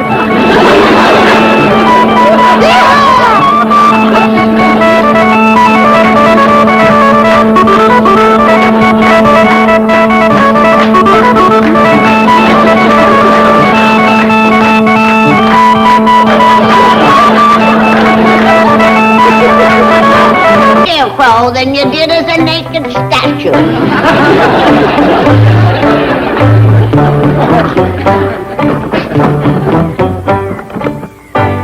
Pretty fancy scarecrow, Granny, even for a royal garden. Garden? Ain't nothing to eat. Turn a bunch of hogs in here and they'd starve to death. Granny, I think there's one of them gardens just supposed to look pretty. What's prettier? A bed of roses or a patch of black-eyed peas? Okra, whole beans, turnip greens. You know, we ought to send the Queen a man. With some fatback and a little something to wash it down with. Mr. Drysdale's been inquiring for you. He's rather upset. Ah, he's whining again because we won't go home. He's crazy, Jed. Well, Granny, we have been over here quite a spell, and he'd like to get back to Miss Drysdale. I told you he was crazy. All right, tell him we'll go home. Mighty thoughty of you, Granny. I'm awfully sorry to hear this. May I ask when? When I raise the Queen a mess of greens. Thank you, madam. I'll tell him. But that would take months. We've got to get back. Those idiots in my bank are ruining me. He's worried about his image. Since he left, there hasn't been a single foreclosure. That's right. My head cashier's getting married. He'll be stealing me blind. Stealing? He'll have to. Two people couldn't live on what I pay him. Can't you leave the Clampetts with us, sir? Leave 80 million... Who said the British don't have a sense of humor? Mr. Drysdale's feelings for the Clampetts are somewhat biblical in nature. Whither they goeth, he goeth. Whither they stayeth, he stayeth. Very touching, madam. But we've so enjoyed the Clampetts. There's so much they haven't seen. Well, they haven't even seen our ghost. Ghost, most. Ghost? Oh, yes, sir. Like all English castles, we have one in residence. Well, that changes everything. The Clampetts would never forgive me if I deprived them of the chance of seeing their own ghost. Would they, Miss Hathaway? Especially Granny. She's fond of ghosts? Well, let us say they really send her. Now, tell us all about it. Well, sir, the story of Lady Clementine Clampett is quite a sad. Oh, great. Stabbed by a jealous suitor? No, sir. Poisoned by a wicked stepmother? No, sir. Tortured on a rack in the dungeon? No, sir. Kicked by a horse in the stable. What a nothing ghost. I think she sounds absolutely marvelous. What does she do, Mr. Faversham? I understand she wanders about the castle weeping. What is she weeping about? If you had been kicked by a horse, wouldn't you weep? Very good, madam. What do you mean you ain't got none? The best fertilizer you can use. All right, send me over a wagon load of whatever you got. Ah, here you are. I know, so you want to go home. Oh, no. Wild horses couldn't drag me away. Just remembered what his wife looks like. I don't want to miss the big event. Lady Clementine Clampett arrives tonight. Why didn't you tell me you had kinfolks coming? I better go start the company victuals. Oh, wait, Granny. Lady Clementine hasn't eaten in 400 years. 400 years? She'll be hungrier than Jethro. No, Granny, you see, she's a ghost. Well, doggies, how about that, Granny? Yeah. How about that? Mr. Faversham just told me. 400 years ago, this very day, Lady Clementine was married here. But on her wedding night, her bridegroom, Sir Roger, was murdered. Murdered? Stabbed to death in the very bed you're sleeping in. And in her grief, Lady Clementine flung herself from a battlement into the rose garden below. a mess. Now she comes back looking for who killed her husband. Weeping and wailing, moaning her bloody threats. Oh, if she ever finds that murderer. Who done it? Grandmother. Grandmother. What kind of a grandmother was she? Well, according to Mr. Faversham, she was just about your size, Granny. You know, Jed, I've been awful selfish. Selfish? Keeping this poor man from his beautiful wife. Let's go pack. Now, wait, Granny, you ain't leaving just on account of this ghost. Oh, of course not. I'd just love to stay and get my head bashed in by one of your bloodthirsty relatives. Oh, now, wait. Granny, wait a minute. California, here we come. Right back where we started from. Where about? Hey, what are you all dancing about? Oh, bad news, bad news. It always affects me this way. We're going home. We can't go home. I'm still paying court to yon fair maid over to the next castle. Court's adjourned. The ghost of Clampett Castle walks tonight, and Granny is terrified. A ghost, is that all? Hey, I'll fix that. Jethro, wait. What are you going to do? Talk Granny out of it. I read up on these here castle ghosts, and all you got to do is hold a sea ants and exercise the rascals. Jethro, listen. Now, don't worry. We ain't going to have to go home. I'll flush them out. But Jethro, you're not a medium. I know. I'm large.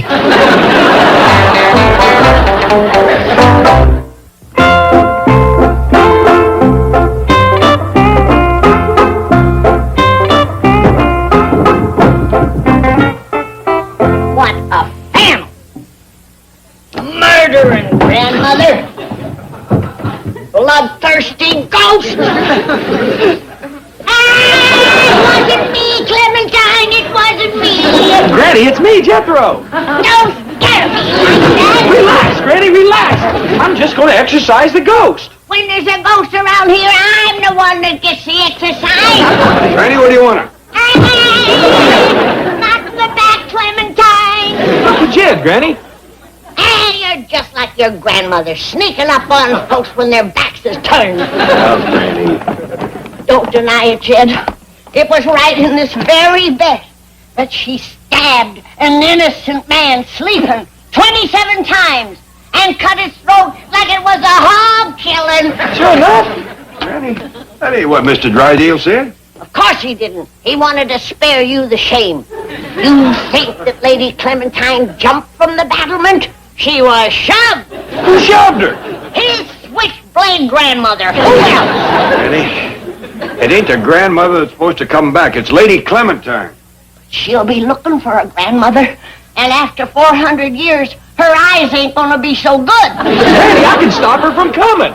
Just don't try to stop me from leaving. Doggone it. First they laughed at us for running out on the War of the Roses, and now they's gonna laugh at us for running out on a 400-year-old woman. Who's gonna laugh? Your friend the Queen, that's who. Well, she ain't got no ghost after her. She ain't? Every night Ann Boleyn is rolling her head up and down the halls. The whole palace sounds like a bowling alley. And she ain't gonna laugh, especially when you got me, Sir Jethro, to protect you.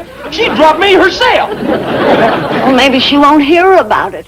Are you kidding? This ghost will tell Ann Boleyn. The first thing you know, it'll be all over the palace. How do you exercise a ghost? Well, first you hold what you call a seance. It gets around the table at night, and then you raps on the table for the ghost. Shh! Not so loud. Fine. 6 on the 6:45 flight. Good. Thank you very much. Well, Chief, we're all set. But are the Clampetts all set? We's all set, Mr. Drysdale. We're leaving? No, we're staying. Jethro said he's going to hold the sea ants to get rid of the ghost for Granny. Oh, but Mr. Clampett, really? You don't think he can get in touch with the ghost? Oh, but Jethro's right at home in the Twilight Zone. I guarantee you he'll contact the ghost. Right, Lady Miss Hathaway? Well, you ain't scared of ghosts, Miss Jane. Oh, no, just certain flesh and blood types. Good. Well, I'll see you at the sea ant. You can bet on that. Oh, and Mr. Clampett, why don't you let all the servants have the night off? You know ghosts, they hate crowds. It might help Jethro. That's mighty thoughtful of you, Mr. Drysdale. You hear that? Now hear this. I will have no part of this dastardly scheme to frighten Granny. I will not be the ghost. You'll be this ghost, or you'll be a real ghost. It's a long drop from that battlement. Who was it? Never mind the flattery. You have some shopping to do in town, Lady Clementine.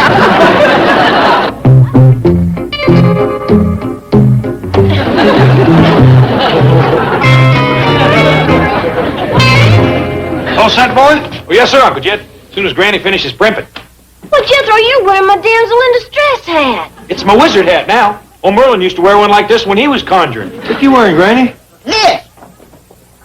Ain't no ghost mistaking me for no 400-year-old grandmother. Granny, you're wearing my mini outfit. If you had rompers, I'd have worn them. Oh, Granny. Hey, where's Mr. Drysdale and Miss Jane? Mr. Drysdale says this ought to be strictly family. They's going to bed. They's gone under the bed.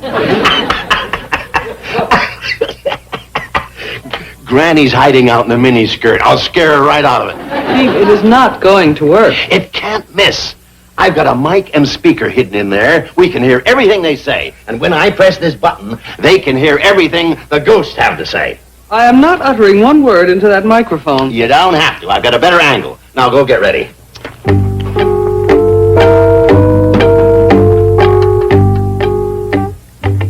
Can I talk to the ghost, Paul? I wouldn't count on it, Ellie. You ready, Granny? Of course I'm ready. Hold it! What's the matter? You didn't count. Boy, what a wizard has got to put up with. 1, 2, 3, go.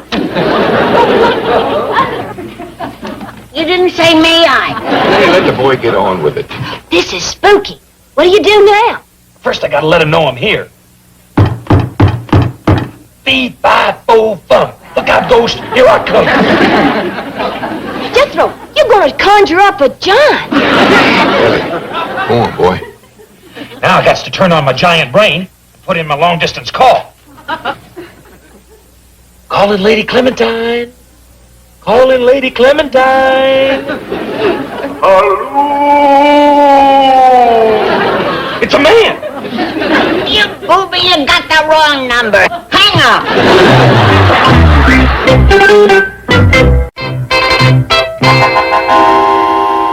To whom do you wish to speak? Is Lady Clementine there? No, she's on her way to the Clampett Castle. Is there a message? Yeah. Would you mind telling her that she's dead? Dead? I'm the one who's dead. Who are you? I'm her husband, Sir Roger. Jed, he stirred up a whole nest of them. And who might you be? Me? Oh, I'm just a friend of the family. You yellow belly. And the lady I hear, who is she? That's Granny. That's Granny. Oh, the grandmother. You blabbermouth, I'm going to kill you. And she will. Struck me down in my prime 27 times on my wedding night. But I ain't the one. My wife will decide that. She'll be there any moment. Hurry up, Sapway. I'm telling you, I ain't the one. Do you still carry that knife? I got something better than a knife buster. Granny, mister, I wouldn't say no more. My wife will do my talking. And this'll do mine. Gee, what happened? Hey. What exploded? Granny, She has a gun? a cannon. Does it? Come in, Sir Roger. Hello. Sir Jethro D. Bodine calling Sir Roger. Come in, Sir Roger. Yeah, come on in. I'll give you another helping of rock salt and bacon rind. Uncle Jed, make her put that thing down. Lady Clementine will be coming through that door in a second now. Excuse me, Sir Roger. Ladies first. Hey, you can't shoot Lady Clementine. She's kinfolk. I'll head her off. Lady Clementine! Hey, Lady Clementine! Ready? Give me the gun. That's perfect. Here, help me into this thing, chicken. Granny has a gun. Mr. Clampett has the gun. Where are you going? I'm off to see the wizard. Hey, Lady Clementine! Lady Clementine! Sir Jethro D. Bodine calling. I got a surprise for you. Your husband's been murdered again. When you hear a scream, don't be alarmed. It'll be Jethro. But, Chief, you... Shh. Start packing.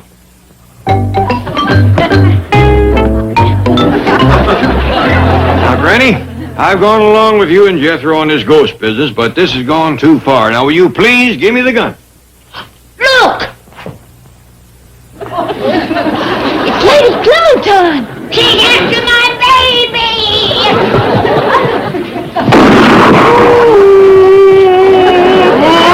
Lady Clementine?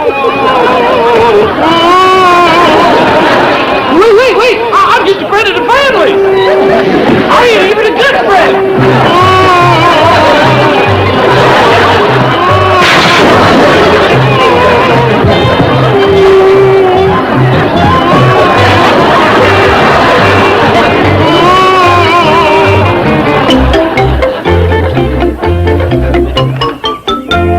Well, sir, sorry you have to go, madam. Got to. The boy's scared to death of ghosts. Mr. Drysdale said... He's worse than Jethro. The same ghost scared them both out of the castle last night. Scared Mr. Drysdale so he run right through the rose bushes. Tore the seat clean out of his pants. See? Well, we do hope you'll all come back again very soon. I'll be back. Going in a new business. Granny's ghost eradicator. Relatives a specialty. Hey, you and that gun of yours is the main reason we's leaving. I ain't got no 6th grade education, but I speak the language a ghost understand. Come on, Granny! Lady Clementine ain't gonna get you. Come here, everybody!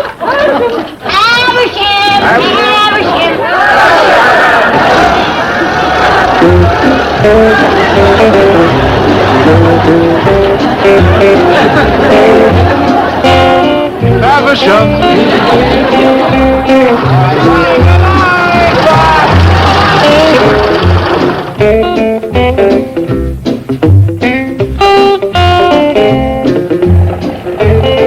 There's something wrong.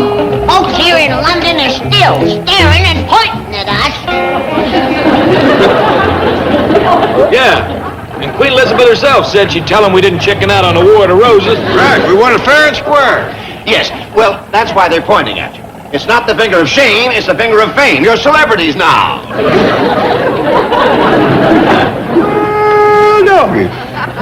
Huh? I didn't get to make Queen Elizabeth like the rest of you. It was a mighty high honor, really. Well, still plenty of time before the airplane leaves. Jethro, drive us over to Buckingham Palace. No, I mean, you can't see the Queen without an appointment. We'll take our chances. A fine mess you've got us into now. It's your idea that I impersonate Queen Elizabeth, not mine. Jethro, please don't go to Buckingham Palace. Drive straight to the airport. Why, Mr. Drysdale? Tell them, Miss Hathaway. The chief didn't want to come right out and say it, but the Queen has probably heard about Sir Jethro running from the ghost. Oh, that's right. And she'll probably take away his knighthood. Can she do that? She can drub you. I reckon she can undrub you. And when she undrubs you, she'll hit you with the sharp edge of the blade. Jethro, you dumb old black knight coward. You done kept me from making a queen. Don't get upset, Ellie. We'll have Jethro to wait in the truck whilst the rest of us go in and see Her Majesty. Mr. Drysdale can't go. He run from the ghost, too. Oh, you're right, Sir Jethro. Oh, I was a craven coward. And if the Queen sees the rest of you drive up to the palace with me, she'll throw everyone in the dungeon. Mr. Drysdale, I mean this in the friendliest way. But would you please jump? Granny, we all come here together, and we're all leaving together. Drive straight to the airport, boy.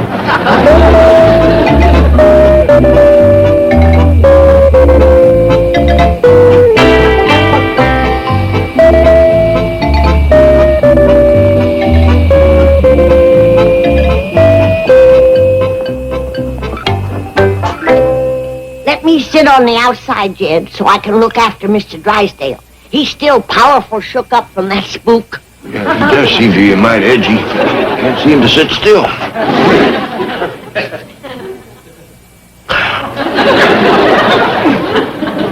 Relax, Lady Clementine. You only have to sit for 6,000 miles. Very fun.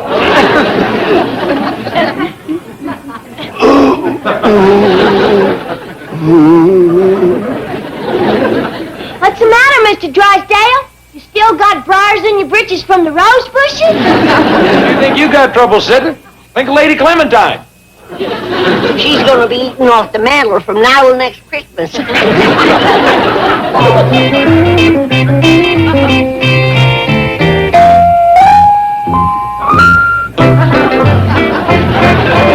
Ed, you look like you seen a ghost. Now, Granny, you know ghosts don't ride no airplane, don't you? I ain't scared of no ghosts. And I ain't never gonna be scared of no ghosts! Get back! Where's my shotgun? Where's my rifle? Where's my pick and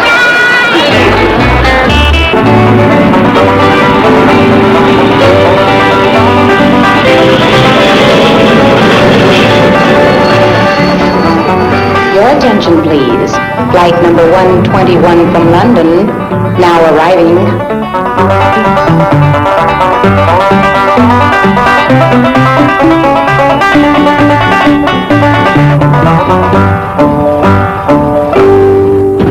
Home, sweet home. We're much obliged to you folks. Not at all. You know, Jed, after all that nice clean air over there in England, it's gonna be awful hard to get used to this smog again. Well, look on the bright side, Granny. This here, we can see what we're breathing. Mr. Drysdale, how soon you think Jethro will get here with the truck? Oh, not long, Ellie. It's on a cargo plane that was due to land right after us. Oh, good. I want him to drive me around the neighborhood to collect up all my critters. Oh, wait a minute, Mr. Clampett. Don't you try to carry all those bags. Oh, that's all right. They ain't heavy. Nonsense. Give me a hand, Miss Hathaway. Be it ever so humble, there's no place like home.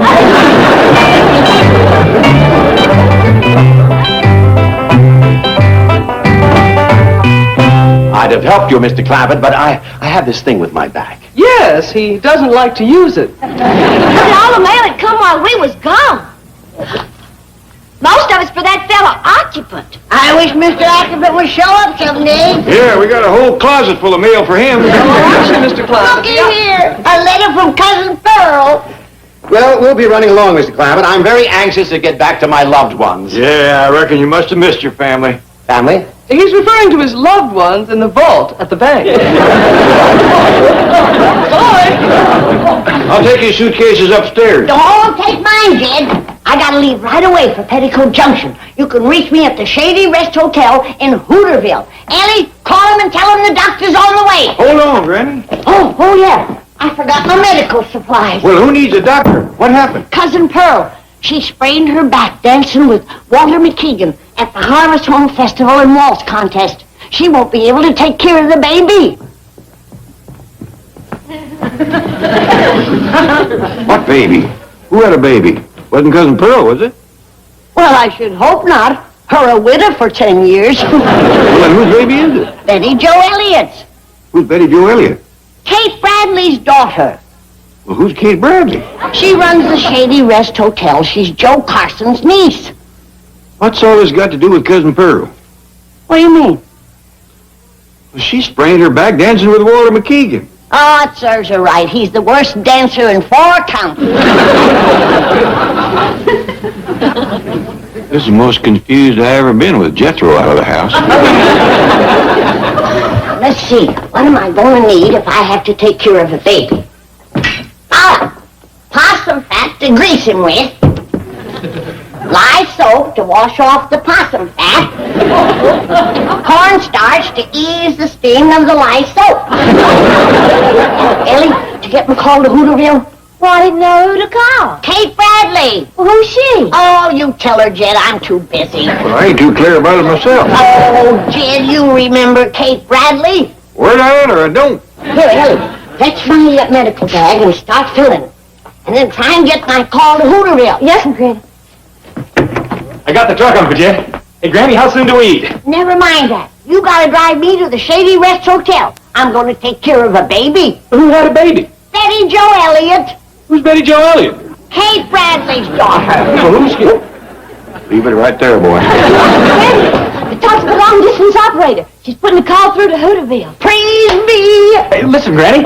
I just found out that it's 8 hours later in England than it is here. So? I'm 8 hours behind in my eating. Oh, don't bother me. I got an emergency long-distance call. Hey, but Granny, I'm starving. I'm desperate. I can't wait. Let Ellie cook you something. I can wait. This is the doctor speaking. Ready to try your call to Hooterville? Good, good.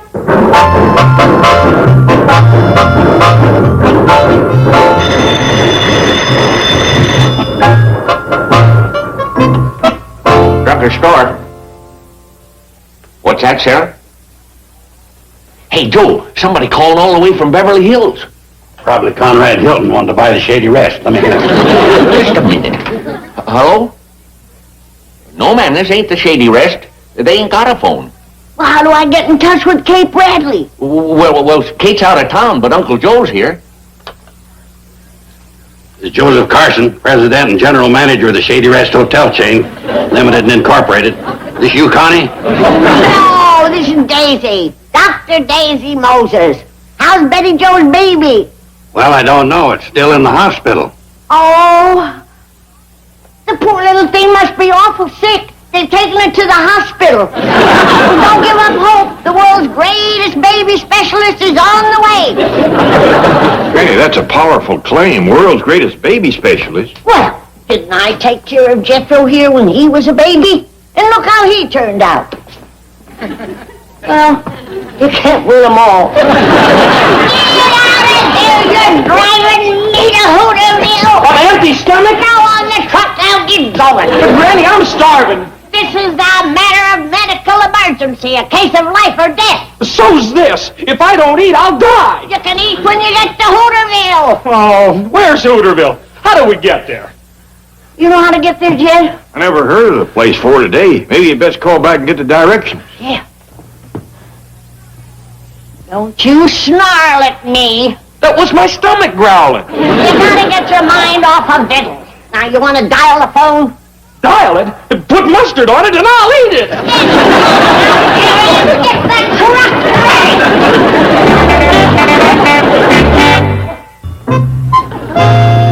ready. Drugstore store. Oh, hi, Sarah. Beverly Hills again? Hello? Tell me quick, how do I get to Hooterville? Are you driving? Jethro is. Hang on, I'll fetch him.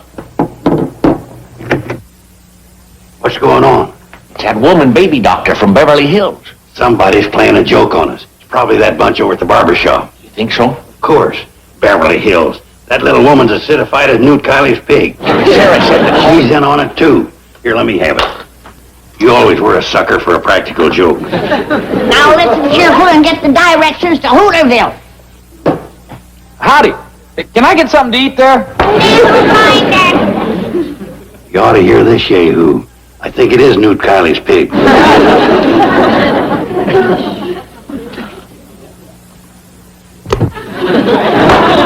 That's for writing, not eating. This here's Jethro. I'm fixing to write down them directions. Yeah, son. You say you're driving? Good. Now listen carefully. First you.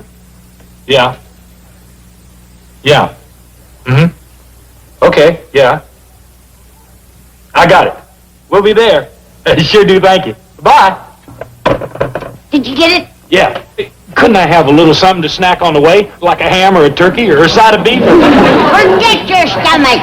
What's the directions? Well, first we got to go to the Painted Desert. And he says we got to watch out because it's just been fresh painted. Then we come to Lake Mead and we drive across it. But he says don't use the bridge because it's dangerous. Now we come to the Grand Canyon and we got to be extra careful driving across that rascal because he says that first dip is a lula. You can't drive across the Grand Canyon. Okay, and let's eat.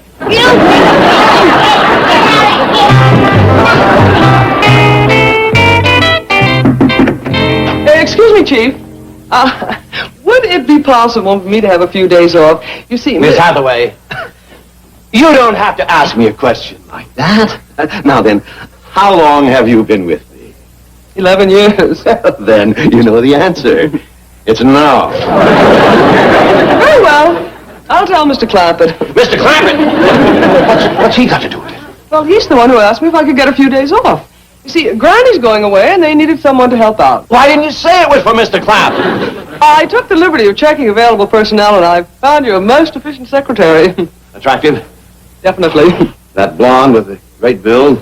Yes, I'd say he's built beautifully. He? And his typing in shorthand. I get it. Where's Granny leaving? Where's she going? Well, as I understand it, she's going to a town called Hooterville to take care of Betty Jo Elliott's baby. Who's Betty Jo Elliott? She's Kate Bradley's daughter. Who is Kate Bradley?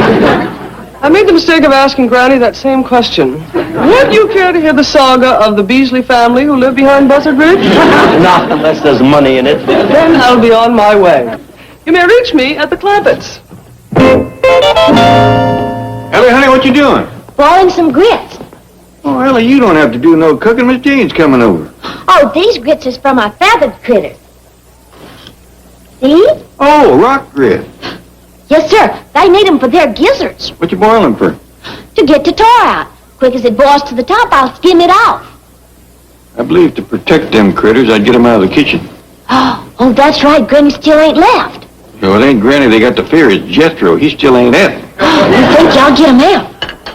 Speaking of Jethro, Granny's looking high and low for him. I'll go check the root cellar. Hey, Ellie, hey, what's that on the stove? Grits from our critters. Critters? How do you like that? Everybody eats except me. Sure do smell good. Look at that nice black gravy. She must have thrown in some molasses. Who the heck with them critters? Boss says human beings comes first.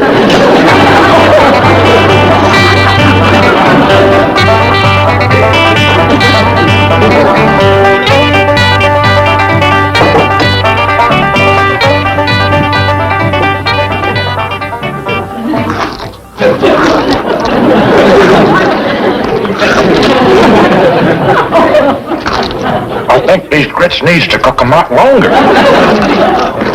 Jethro! Uh-oh, they ain't gonna be time. There you go, stuffing your face when I need you to go out and get me some medical supplies before we leave for Hooterville. You hear me? I need some rickwweed and some sweet gum bark, coltsfoot leaves, and a good big mud dauber's nest because I might have to pull this little fella. Are you listening?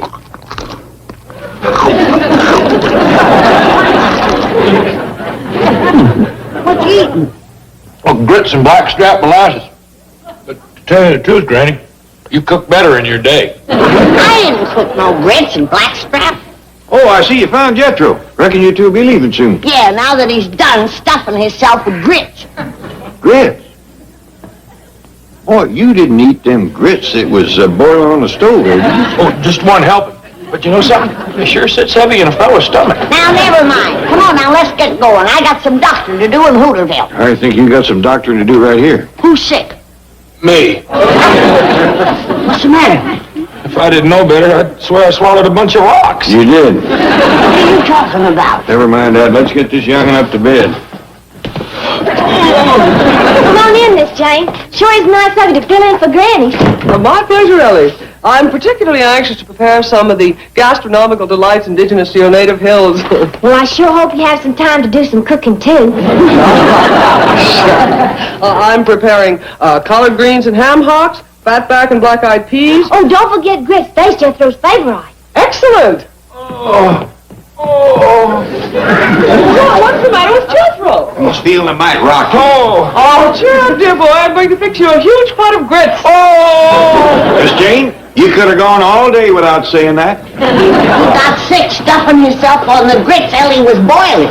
Jethro, you big dumb nut! I was boiling rocks. Yeah? Well, them still the best things you ever cooked. Leave him be. Granny, do you think you can help him? Miss Jane, these is the tender healing hands of a physician and surgeon. I'll cure Jethro if I have to find a big rooster and perform a gizzard transplant. Where you going, boy? I gotta get away from them tender healing hands.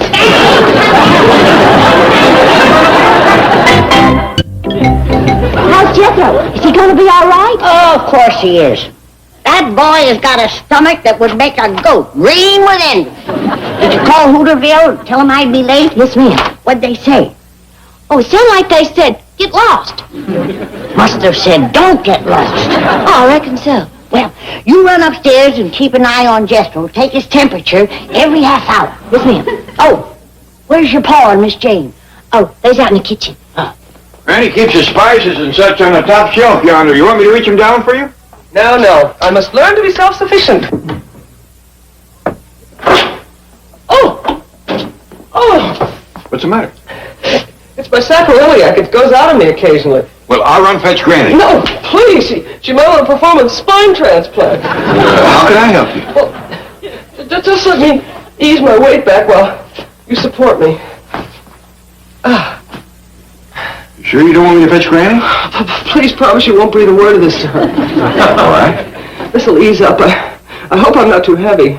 Oh, shucks, no, Miss Jane. I can hold you like this all day. What's going on here? Nothing, Granny. We're just talking. Yeah, we're just standing here trying to decide what to have for supper. How's Jethro? He's all right. Well, then I guess you'll be starting for Hooterville. Yeah, I'm leaving right away. Have a good trip. Yeah, see you when you get back. Yeah. Uh-huh. Well, bye. Bye. Bye. Uh-huh. Bye. She gone? Yeah. I hope she didn't suspect anything. Oh, no, she's got a lot on her mind. You know, Miss Jean, why don't I pick you up and carry you into the parlor? There's a dandy sofa in there. Well, I'm afraid I'm too heavy. Not at all. Oh, you're so strong. Miss Jane, holding a young girl in my arms makes me feel young myself. Oh.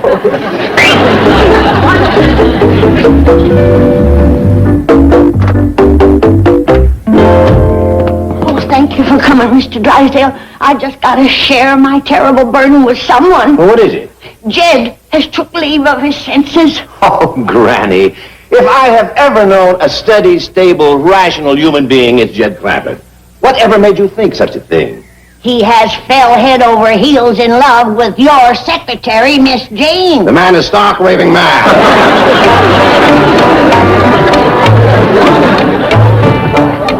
He's in the parlor, sparking. Granny, I took Jethro's temperature, and he ain't got no fever at all. Wish I could say the same for your pa. How's that? Oh, fine. A little while and I'll be able to stand. Good. Let's just go back up and take another look at the gizzard boy. And here I was, anxious to sharpen my domestic skills, and the first thing I do is sprain my back. Don't worry about it. But I do. Like all career girls, I still hope someday Mr. Right will come along. He will, Miss Jean. Don't you worry. Fine wife I'll make. You'll make a dandy wife. Oh. Ready for the big step? Ready.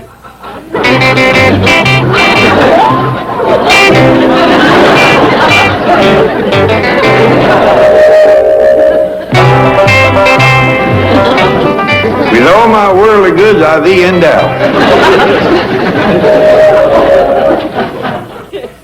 Oh, no.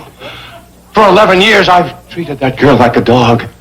Now she's going to control that 80 million. How you feeling, Miss Jane? Just marvelous. Ready to start running the house. No, wait! Please, Miss Hathaway, come back to the back. I need you. Why, Mr. Drysdale. But, Chief, Don't call me Chief. We're pals, buddies, equals in every way. Oh, I'm going to give you a big raise. You can have my office and your own private secretary. I don't know what to say. Oh, say yes! Say yes! I need you! You'd best go with him, Miss Jane. This man is desperate.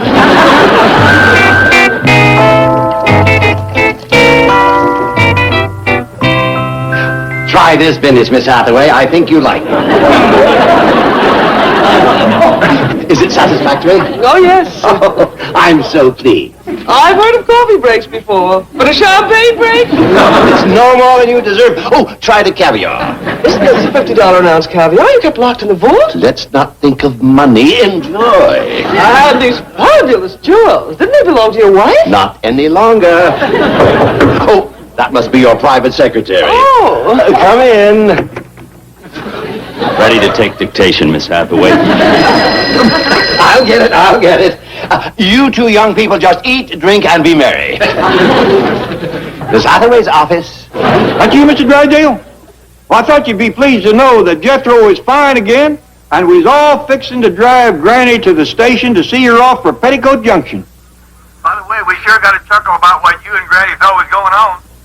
What do you mean? Well, Granny told me that you and her got the idea Miss Jane and me was going to get hitched. And you ain't? Isn't ours? Chucks, no. She's a fine young woman, but there ain't nothing twixt us. Come on, Jed. We'll miss the train to Hooterville. Talk to you later. Bye.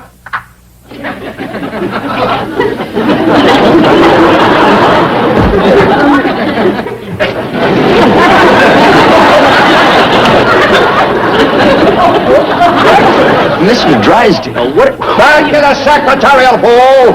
You said that Out! You're not taking back the jewelry? And the ways! And see that you get every one of those fish eggs back in that caviar can and we'll seal it. But pal, buddy! Chief, to you! And cork that champagne, take it back to the liquor store and get my money back. Well, I don't understand. Attention! Forward, Hutch!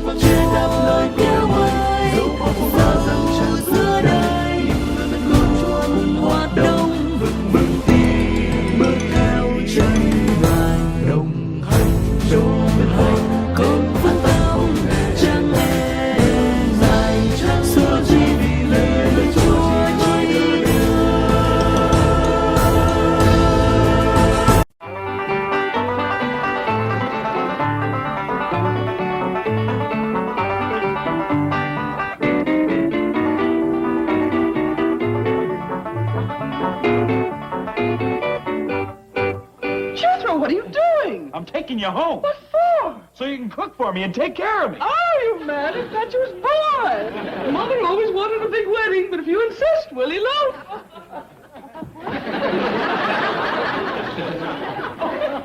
I'm awful sorry you got the wrong notion, Miss Jane. You see, I ain't got marriage in mind. Just cooking and such.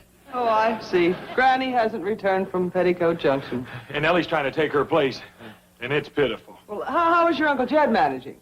I ain't seen much of him since Ellie commenced cooking. He's got his hiding places, I got mine.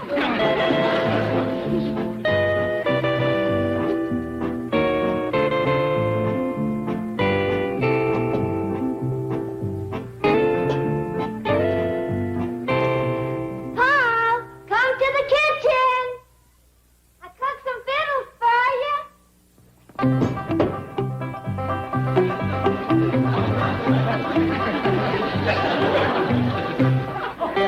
What are you doing, Paul? Oh, Ellie, doing, oh, I was just getting rid of a few of these ants here. I don't say no, I. Oh, done a good job, didn't I? Sure did. And as a reward, I'm going to give you a double helping of what I just cooked. Oh, Ellie, I don't think I'm up to eating a full meal right now. Why don't you just heat me up a can of that fine tomato soup that's in there in the cupboard? Oh, but I fixed you a special treat that I made up all by myself. I call it my surprise loaf. Oh. Come on. Oh, Ellie, I just thought of something. Jethro's going to be awful hurt if I eat without him. I'll go find the boy. Paul, Jethro ain't here. He took the truck and left. When do you do that? Well, I think it was right after I told him I was going to cook a surprise loaf. More than likely. That's right, operator. She's at the Shady Rest Hotel in Petticoat Junction. But the nearest phone is at Sam Drucker's store in Hooterville. Thank you. Bye. He's going to get a message to Granny to come to town and call.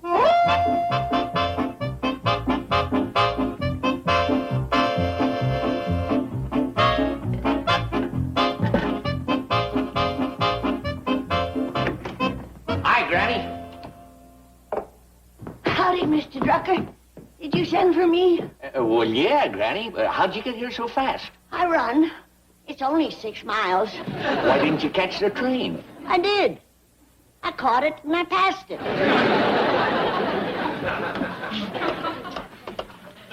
Sarah? This is Sam. Sarah, Granny's here now, so you can get a hold of that Beverly Hills operator and have her call us back, huh? Thanks, Sarah. Well, Granny, how's Betty Joe's baby? Oh, just fine and dandy. Now. Now? Was something wrong? Something wrong. Mr. Drucker, what I done for that baby is a miracle. A medical miracle. What was wrong? What did you do? Oh, sorry, I can't tell you. That would be violating the confidence between the patient and the doctor. Oh. I wish I could tell you, but me being a physician, my lips are sealed.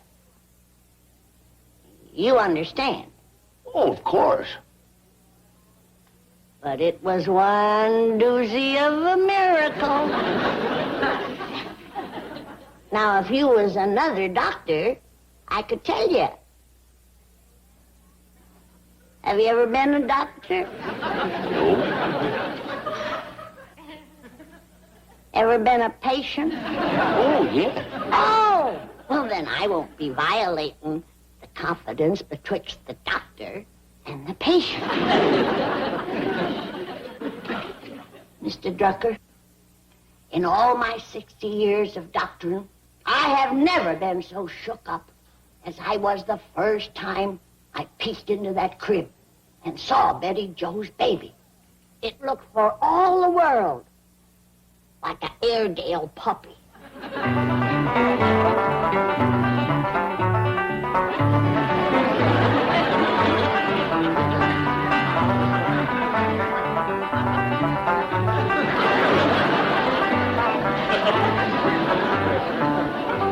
Sakes alive. And I thought Jethro was an ugly baby. You say it looked like an Airedale puppy? And not even the pick of the litter. But I brought it back to normal with my miracle medicine. Say, Granny, as I remember, you left your spectacles in Andy Partner's jitney, so it just could be... Do you think I need these? I got eyes like a hawk. I only use them for professional reasons. Folks don't trust a young-looking doctor. I'll bet that's your call from Beverly Hills. I'll get it. Hello? Granny? Yeah, this is Granny. Who's talking? This is Sam Drucker, but... It ain't neither. Sam Drucker's right here with me. Your other phone's ringing. Thanks, I'll get it. Hello? Hello? Hello? Oh, yeah, right here, Sarah. Granny, it's your call from Beverly Hills. Well, you take this phone and tell that smart aleck that it's against the law to play pranks on doctors and firemen. I'll do that. Hello? Hello, Granny? This here's Jethro. Speak up, boy. We got a bad connection. Oh, no, you don't. Now, I got strict orders from Sam not to let you loose in the store. Now, come here. Come on. Last time you went through a whole sack of dog biscuits, remember? Hello? Hello, Granny?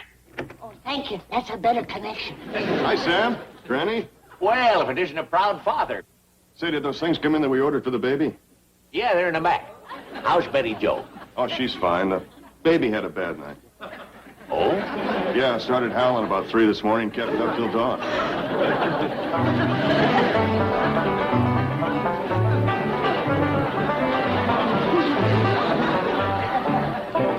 Poor little thing reverted. Must have been a full moon last night. Granny! Huh? Yeah. Oh, yeah. Yeah, Jethro. What do you want? You gotta come home and cook for us. We need you something desperate. Not as desperate as they need me here. Cooks are a dime a dozen. But where can the parents of that poor, blighted baby get another miracle-working doctor? Hey, come on back here. Wait, little baby, wait! That little boomer might be homely, but it's the fastest crawler I've ever seen. Jethro, I think I have the solution to your food problem. This is an employment agency where you can hire maids, cooks, and all domestic help. Well, Miss Jane, I think you done saved my life. How can I thank you? As the poet says, with hugs and kisses debts are paid, when settling score twixt man and maid. Hot dog! I'll be sure and hire a pretty one.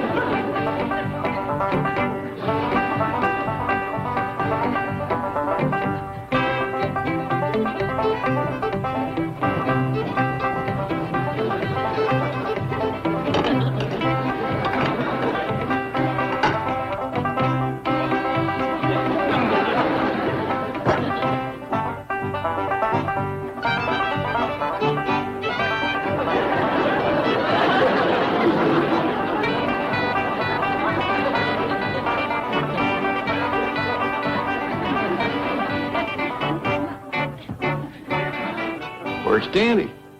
That's what they call real soul food. Jed! Uncle Jed! Out here in the kitchen, Jethro. Uncle Jed, have I got a surprise? I don't think I can stand another one today. Well, when did you see her? Her? Miss Jane sent me to an employment agency, so I hired us an imported cook, direct from Italy. Well, fetch her in, boy. She don't speak much English, but I done learned Italian. Just today? Well, yeah, you got to remember, this is the brain of a 6th grader. Now watch. I'm going to call her in genuine Italian. A bambina, a bringing yourself to the kitchen. Oh, that's Italian for kitchen. You tell. Pick up them 4 languages just like that. Ain't she something? Mighty pretty girl. And she can cook, huh? Vittles is all she thinks about. Watch this.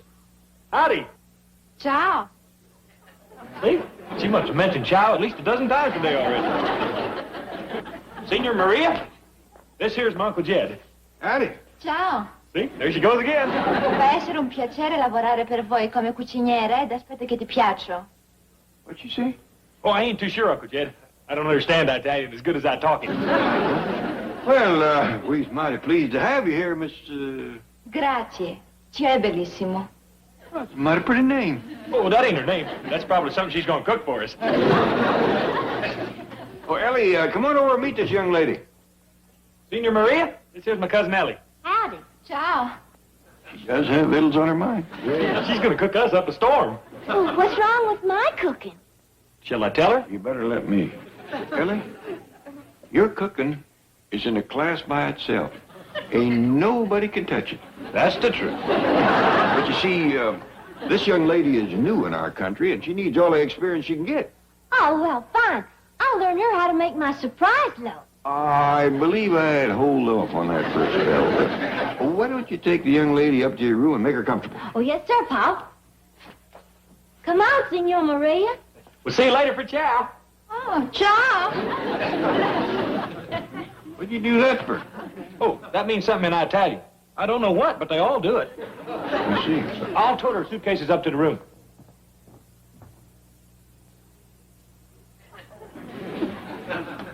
Wonder what I just said.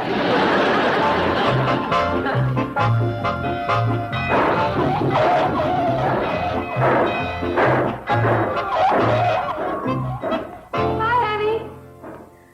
Hi, darling. Got the new nursing bottles. How's the baby?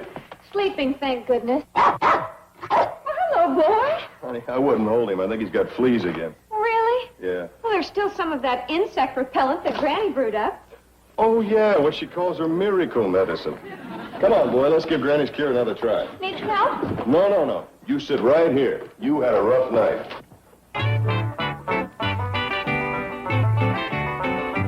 Hello, little mama. Hello, Granny. I heard that you had a bad night last night. Yes, we did. I think it was colic. Did you say colic or collie?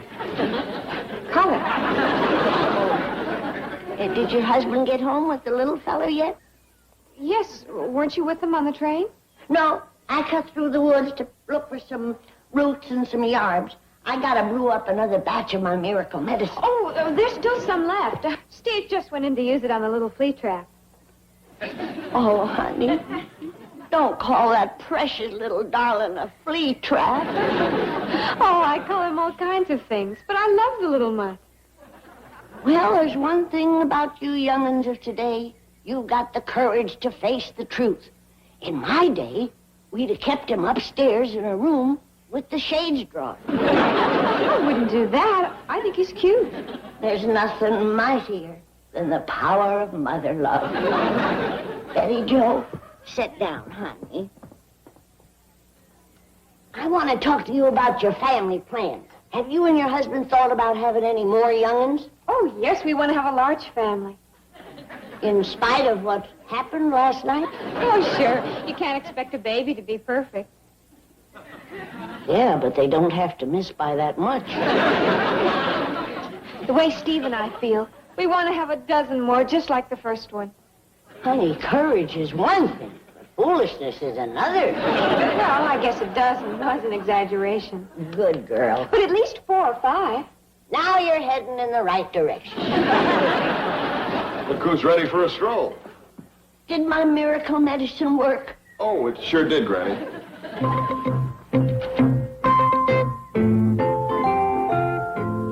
I done it again. I mean, you done it again.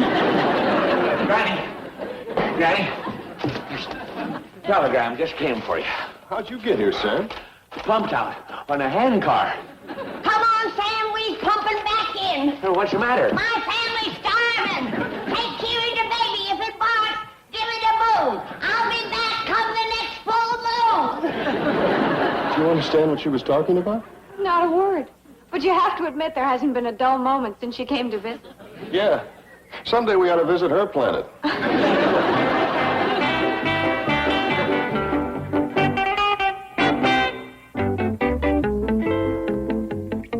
See you later, girls. You can put that silly-looking hat back on your head. You're fired. What for? For leaving your desk during your lunch break. But, Chief, Where were you? having lunch. That's no excuse. Fine thing. You gorge yourself while my largest depositor starves. Jed Clampett? If that magnificent multimillionaire loses so much as 1 ounce, you'll spend 30 days in the vault counting nickels. Chief. With the lights out. I had to handle this emergency all alone. What emergency? Granny called here. She said she had to get home from Hooterville right away. Now, you know where Hooterville is? No? Neither does anyone else. Oh, I had to move heaven and earth to arrange transportation for that little woman. Traveling by hand car, horseback, motorcycle, and a crop dusting plane out of the Napa-Sonoma Valley.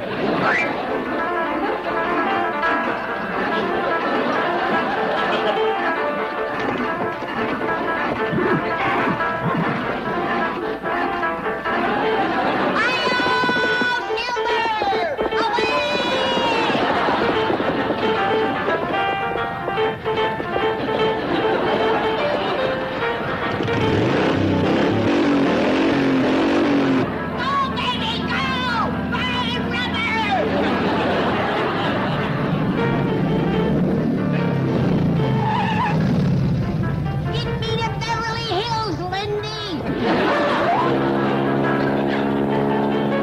Hand car, cow pony, motorcycle, plane. Oh, boy. You have any idea what these travel arrangements are going to cost? No. Well, you will, because it's going to come out of your salary. You fired me. You're hired again. I can't afford a tab like this. Chief, you brought this all on yourself by panicking. There is no emergency at the Clampetts. What are you babbling about? Granny said they were starving. A false alarm. I sent Jethro to an employment agency. He hired a cook, and she's there now. You mean to say that Granny's going to come home and find another woman in her kitchen? Well, You're fired again! And I'm going right over there and fire her! If I'm fired, how can I pay for the... It'll come out of your unemployment check. I declare them is just about the best victuals I ever tasted. Me too, Pa. I'll compliment the cook in her native language. Hey, Bambina, this stuff is what you call a delish. That's Italian for good. Scusi. Next, dolce, tortoni. What'd you say? Oh, something about a friend of hers named Tony. If you could cook like that girl, you'd have to beat the boys off with a club. I know, Pa. I'm going to ask her to learn me how to make that vegetable soup. That stringy stuff with the red gravy was right tasty. Boy, you two a couple of roots. That there soup is what you call minestrone. And the stringy stuff is what us Italians call spaghetti. You Italian now? I told her I was. See, I aims to marry her. Italians is kind of clannish. Listen, young lady, you pack your things and you get... over to my house. Mister, lei non capisco. Italiana. Sì? Oh, Benny, signorina. Benvenuto. Mi piace mangiare italiano. Chicken cacciatore. Ah, Joe è bellissimo. Grazie. Lei è molto amabile. Piacere. Ah, spaghettini alla marinara. Ah, molti belli. Comodi per mangiare. Grazie.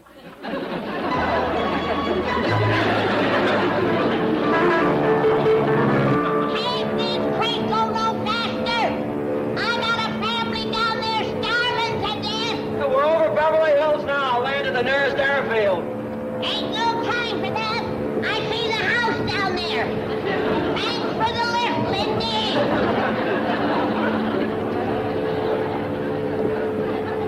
Geronimo!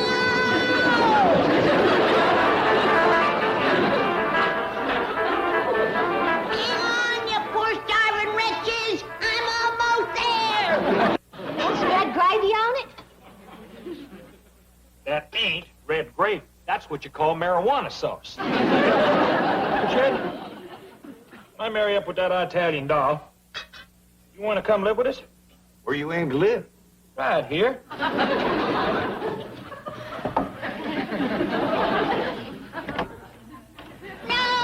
Jethro, don't eat that boiled string. How did you get here? What is all this? My parachute. Just tote me to the kitchen and prop me up to the stove and I'll save you. You hunger-starved wretches. We ain't hungry. We've been living high on the spaghetti. Well, what'd you send me that telegram for? Saying you were starving. I didn't send you no telegram. I sent it, Granny. Signed Uncle Jed's name to it so you'd pay attention. Why, you miserable walking gizzard. I'm gonna beat that 6th grade brain of yours clean down to the kindergarten. Signore, signorina, now is coming tortoni. Well, fine. Have Tony sit right there in Jethro's place. Yeah, he won't be coming back for a while. When he does, he's going to eat standing up. He's about Maria's leftover spaghetti. Yeah, so I see. Is Maria still at the stove? Yes, sir. Warming up some more of them delicious Italian victuals. And is Granny still up in her room? Yes, sir, sucking and pouting, 'cause there's another woman in her kitchen. I was afraid of that. Well, I guess I got to do what I got to do.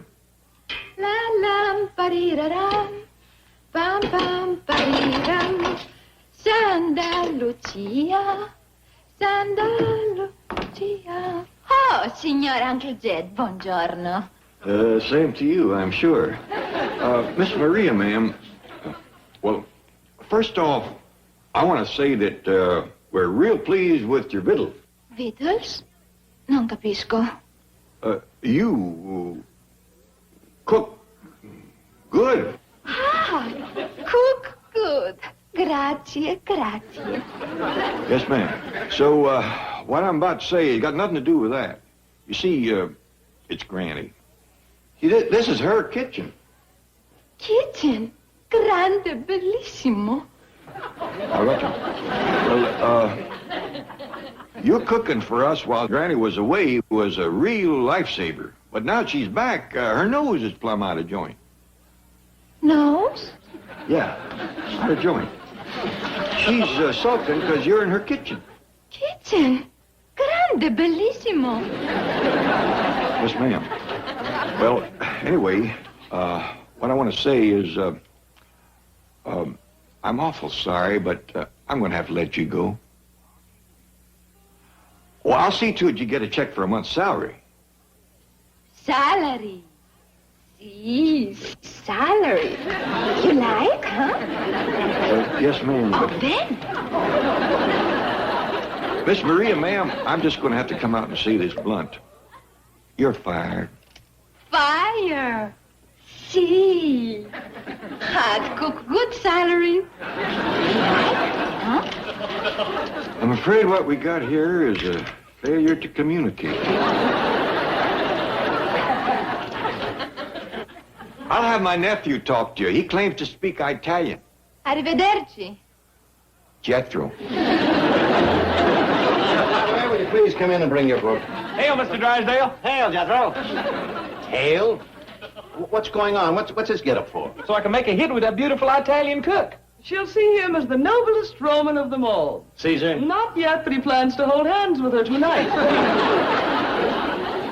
When will I learn to stay in my own office and keep the door closed? Oh, by the way, Jethro, how is Granny taking this? Having another cook in her kitchen. I don't know. She ain't come out of her room since she got home. Granny?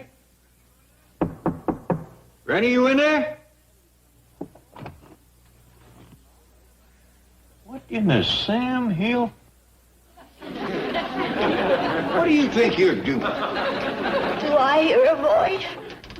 Is that the angel Gabriel calling me? Granny, get up from there. I'm ready, Gabriel. I've lived out my usefulness here on this earth. My family don't need me no more. This is just a lot of nonsense. I left home on an errand of mercy. And when I come back, the door was locked again me. My son-in-law, Jed, had brought home a wild young wench to take my place. Granny, Yes, Gabriel? I'm Jed. Now you get up from there and take off that dress. No, no. You ain't gonna give this to your girlfriend. It's my funeral dress.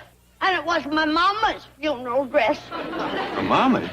She fell in the swamp and never got to use it. Well, you ain't going to use it either. Now, change into something else and come on down to the kitchen. No, Jed, no. Don't force me to watch the scandalous goings-on betwixt you and that woman. You ain't going to watch no goings-on. Thank you.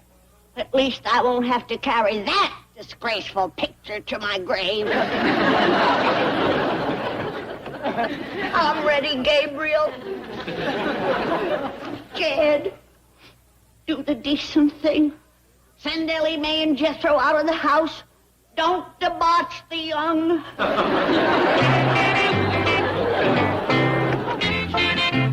Hey, Jethro, what you got there? This here's my Italian outfit. I'm gonna wear it tonight when I step out with Senior Maria. Hey, listen, Jethro. Could you cheer Granny up? Me and Pa ain't had no luck at all. Heck yeah! I'm so full of the joy of love, I could cheer up a statue.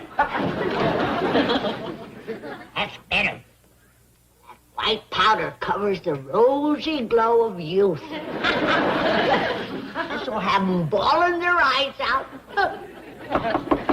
Granny, can I come in?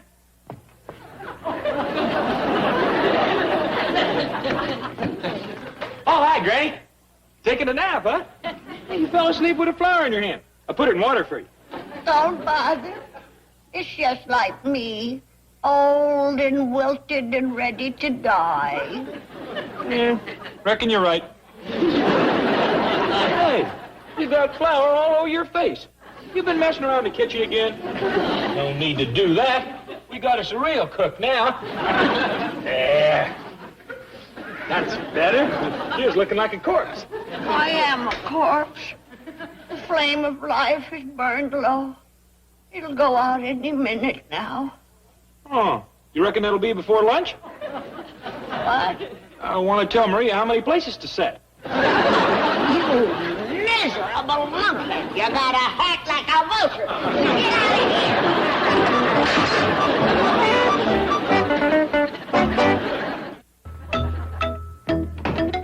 Pedro, I'm so still waiting to have that talk. Right after lunch, Uncle Jeb. That's your 5th lunch. How many are you going to eat? Well, probably not more than 6. She's getting to the bottom of the pot. Done run clean out of Capisco.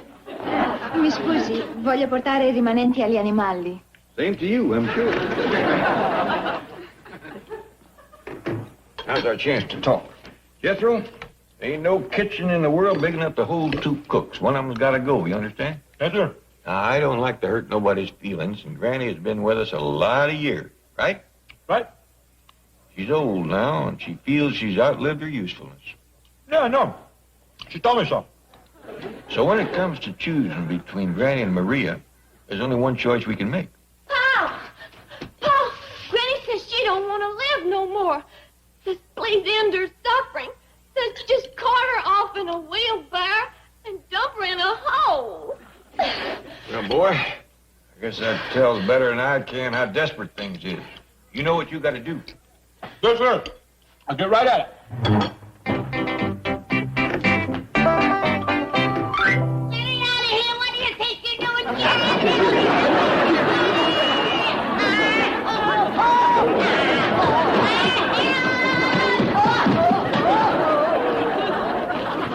What do you do? Carting her out to the hole. Put that wheelbarrow down. Okay. You take her the rest of the way. I dug a hole under the big elm tree. Help me to my feet, Jed. I'm gonna skin that boy alive. Don't get mad at me, Granny. It was Uncle Jed told me to do it. Help me to my feet, Ellie. I'm gonna load my shotgun with rock salt and take the hide off both of them. Let's go, boy. What we got here is another failure to communicate. And now a memo to all employees. Subject, Christmas bonus. It makes me very happy to announce that this year's Christmas bonus will be the same as last year's. There was no Christmas bonus last year. And it'll be the same this year, which makes me very happy. Excuse me, Mr. Drysdale, but ain't you president of this here bank? That's right, Jethro. And ain't I heard you say that's just like being captain of a ship? Exactly. Good. Then I'm going to go fetch Maria over and you can marry us. What did he say? Sounded like something... Oh, Miss Jane, would you please be my best man or bridesmaid or whatever it is and give me away? Jethro, I'd ask my Uncle Jed, except he's still up in the tree. Jethro? Your Uncle Jed is up in a tree? If somebody was chasing you with a shotgun, you'd climb a tree, too. Somebody's after Mr. Clampett with a shotgun? Oh, don't worry. Everything will quiet down after Granny's funeral. Granny's funeral?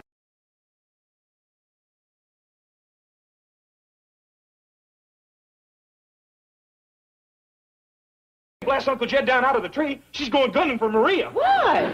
Because Maria done took over the kitchen. The whole house is in uproar. If I don't get her out, there's going to be rock salt bouncing off every wall. Oh, wish me a happy wedding.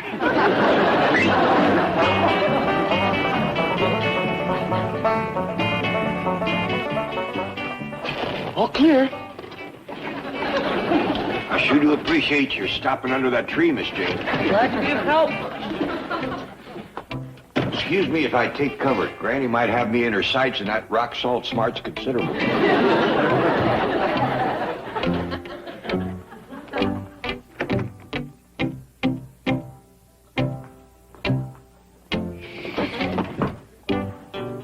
Where's the fastest temper in the West? She's upstairs in her room.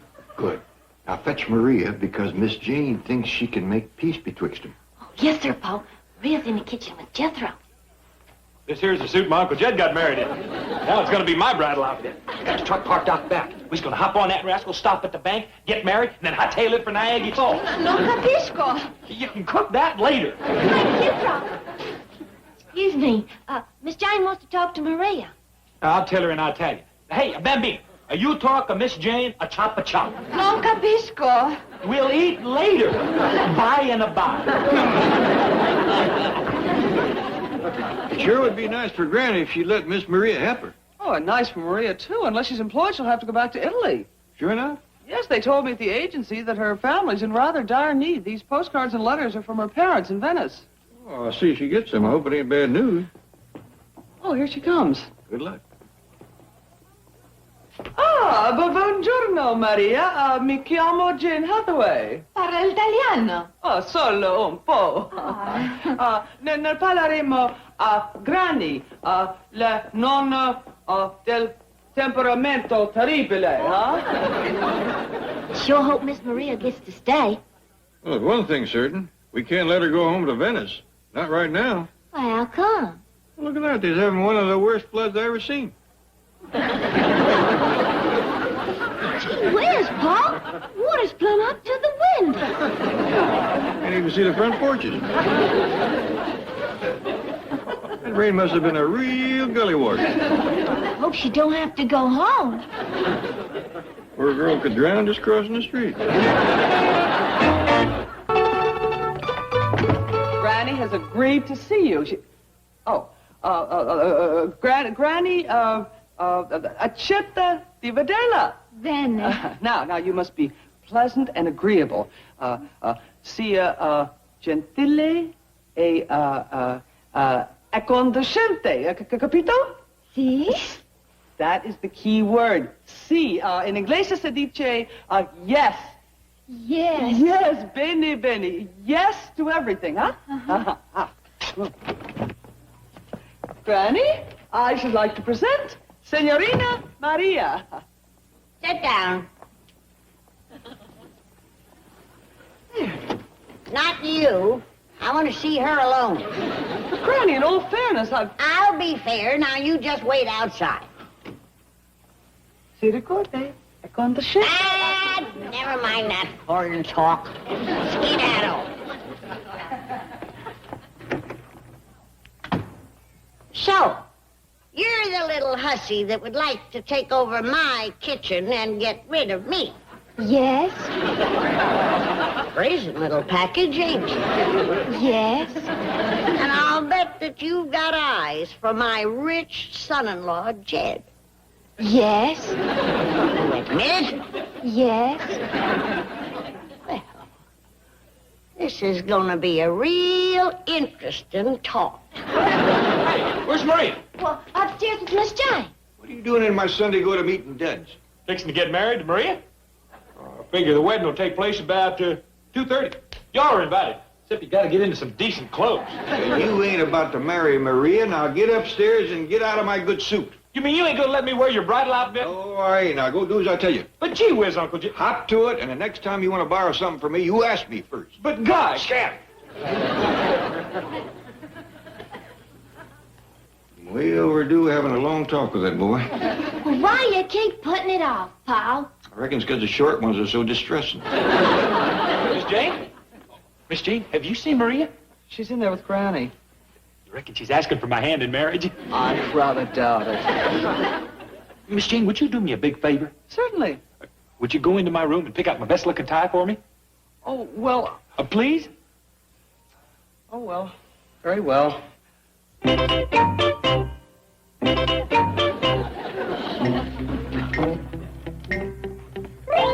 So, now it comes out.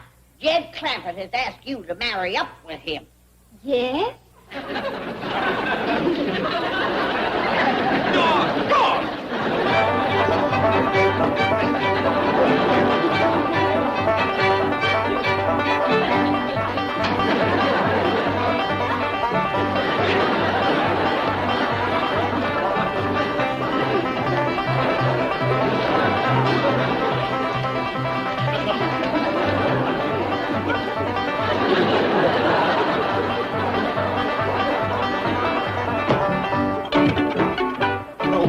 Didn't want me wearing your marrying clothes. You was fixing to wear them to your own wedding. What? Don't play innocent with me.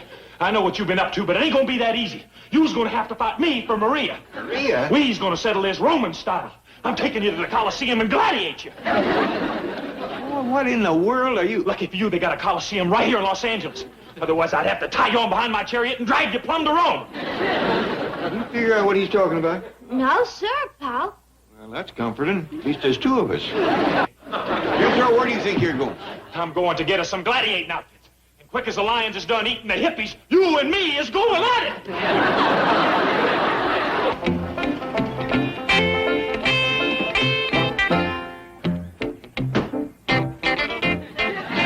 Hi, Alec. How do I look? Oh, you look like a big dumb nut. Oh, yeah? You won't think so when you come to the Coliseum. And I go to gladiating Uncle Jed up one wall and down the other. Huh, that's what you think. Paul's gonna whoop you good. You reckon he could? Heck yeah. Listen, Ellie, come around the back and let me practice netting and gigging you, huh?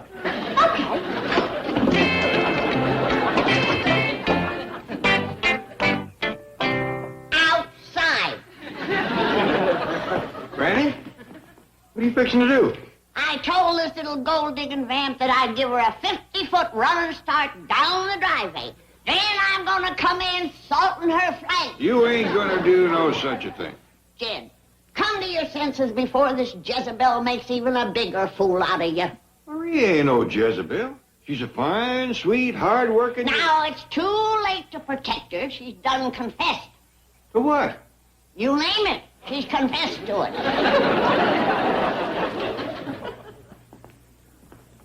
Granny, the girl don't know that much English. She don't, huh? Watch this. Maria, are you after this old rooster for his money? Yes? You want to hear some real juicy stuff? She don't even know what you said. She's from Italy, a place called Venice. Well, let her go back to Venice. She can't go back. The whole town is flooded. Did she give you that story? She don't even know it yet. These just come from her folks back in Italy. Never see a town so hard hit by rain. Must have been a real trash mover. Miss Jane says her folks is hard up, like they can't even afford a boat. Oh. Granny, Maria'd be a big help to you out in the kitchen.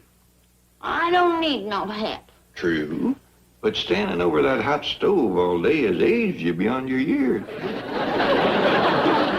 Think so? Oh, allora Maria, como è andata? Bene, penso. Good news, Miss Jane. Granny has agreed to let Maria help her in the kitchen for a spell. Well, it's for her own sake. If she's gonna make a living cooking, she's got to learn American dishes. Like grits and fatback and possum and collard greens. Well, your everyday average American meal. You tasted her Italian cooking, Granny? Only cold. Last night I thought you was looking mighty well fed for a corpse. Well, I admit it. Last night I snuck down, snooped, snacked, and snuck back. First I throws a net over you and drags you down. And then I puts my foot on you and looks up to the royal box to see if he gets this or this. Ready? Ready. Oh. How about it, Bessie? Hey, now wait a minute, Ellie. Hey, let's try it again. This time you take the net and I'll take the sword. Okay. That smells good. What you cooking, Maria? Non capisco. You ask her, Miss Jane. Che cosa cucina, Maria? Oh, possum pizzaiola, fatback cacciatore, collard greens, parmesan. I'll go fetch the young'un. Oh, Ellie Mae, Vittles is almost ready. Where's Jethro? Oh, he's yonder.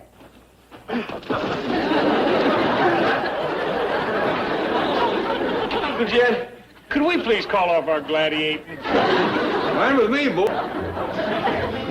You still ain't caught on, have you? All right, then watch me. Hey, watch me. See?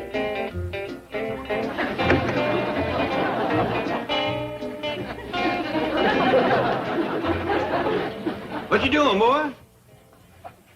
Learn this old hound dog to fetch sticks. Seems to me you've been at that about 10 years now. Yeah, I reckon he's just too dumb.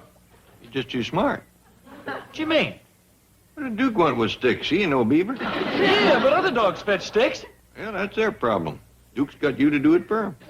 Shh, don't talk like that in front of the DOG. This DOG is a bloodhound. He was bred for tracking and trailing, not fetching and carrying. Well, he's got to start at the bottom of the intelligence ladder just like me.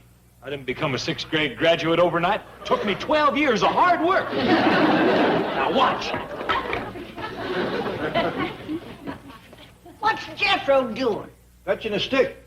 He's spending too much time around Duke. Yesterday I caught him burying a bone. When he goes to chasing cars, I'll speak to him. Well, at least least he don't shed. Just come in the house now, boy, and get cleaned up. Huh? We're having company victuals, Splinter Lips. Fixing something special for Lester and Earl, are you? I'm starting out with cow cud casserole. Starting out with? Granny, you're going to have a hard time topping that. You ain't heard nothing. After the casserole, I'm bringing on a steaming platter of tadpole turnovers. Then comes crackling bread, poke greens, minced maypops, goat tripe, chitlins, and baked possum stuffed with chinkapin dressing. Granny, that is what you call real soul food. Well, I'm doing it for the sake of Lester, so that pretty wife of his can learn country cooking. Granny, you know, I always said there is no beating a beautiful woman that can cook. Thank you, Jed. Hey, Duke, look, coming up the driveway. It's them bank robbers, Bonnie and Clyde. Hi, Duke, these bloodthirsty killers.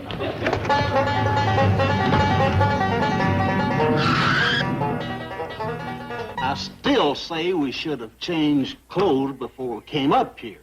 But there wasn't time, Earl. We have to be back for more publicity pictures in an hour. Well, we scared Jethro into the house. Ah, he recognized us. Sure, even Duke knows us. Yeah, and Jethro's as smart as Duke. Pretty near.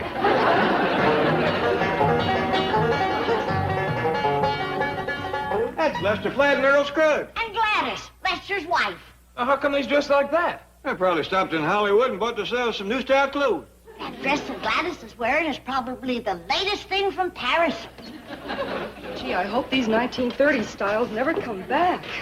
Not one man whistled at me all morning. Who's gonna whistle at a woman with a sawed-off shotgun? Especially when her husband has a machine gun.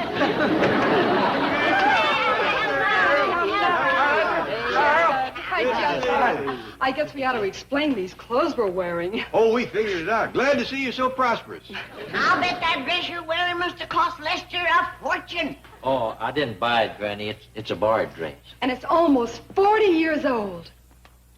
I knowed Lester was careful with his money, but that's ridiculous. Must have spent it all on that new car. Howdy, everybody. Hi, Ellie. Hi, Ellen. I seen you from my room when you drove up. I thought you was gangsters with them there guns. Boy, are you dumb. We're supposed to look like gangsters, Ellie, but those guns, they're just props. Yeah, we've been taking publicity pictures for a new album. See, I'm not so dumb. All right, that's enough. Come on, let's all go inside and have some company victuals. And company music. Now, Granny, don't go hinting right off. Who's hinting? Come on in, everybody, come on. Come on to the kitchen, honey. One cooking lesson for me. And you won't have to wear that 40-year-old borrowed dress. I think I'll change it right now, Granny. I'll meet you in the kitchen, okay? Yeah, I'm gonna change, too. These butchers ain't got enough of give to them. Well, I'll yell when it's ready. Come on, Jed. You can help me cull the chitlins. Good idea, Granny. Nothing will turn on you quicker than a rancid chitlin. Mr. Flatt? Yeah? Hey, if you's gonna change your clothes, can I borrow your suit? Sure. Can I borrow your car? Sure. Can I borrow your... No, she stays right here. I mean, can I borrow your wife's dress for Ellie Mae? Oh, okay. Thank you. What we gonna do, Jethro? We's gonna fool somebody into thinking we's gangsters, just like they fooled us. Hop in. Well, who we gonna fool? Mr. Drysdale down at the bank.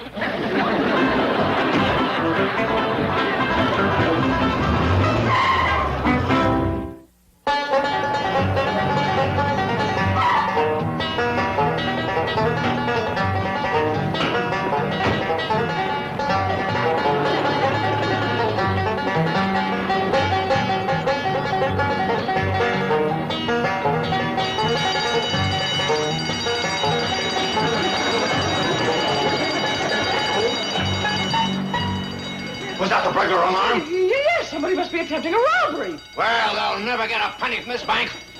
We'll fight them at the teller's windows. We'll fight them at the cashier's cage. We'll fight them in the escrow department, in the loan office, in the vault. We shall so bear ourselves that if the Commerce Bank lasts for 1,000 years... Drysdale, they're too bad. Get back to your post, you craven coward. Stand shoulder to shoulder with your brave comrades. But Mr. Drysdale is lying on the floor. What's the guard doing? He was doing about 30 when he left. Then fight alone. You capture those bandits, and the entire reward is yours, $5 in cash. Mr. Drysdale, they've got guns. All right, I'll make it $7.50. Mr. Drysdale, they're coming up the hall. They're headed right for this office. They shall not pass. Stop them, Miss Hathaway. Chief, what if they demand the combination of the vault? Swallow your cyanide pellet.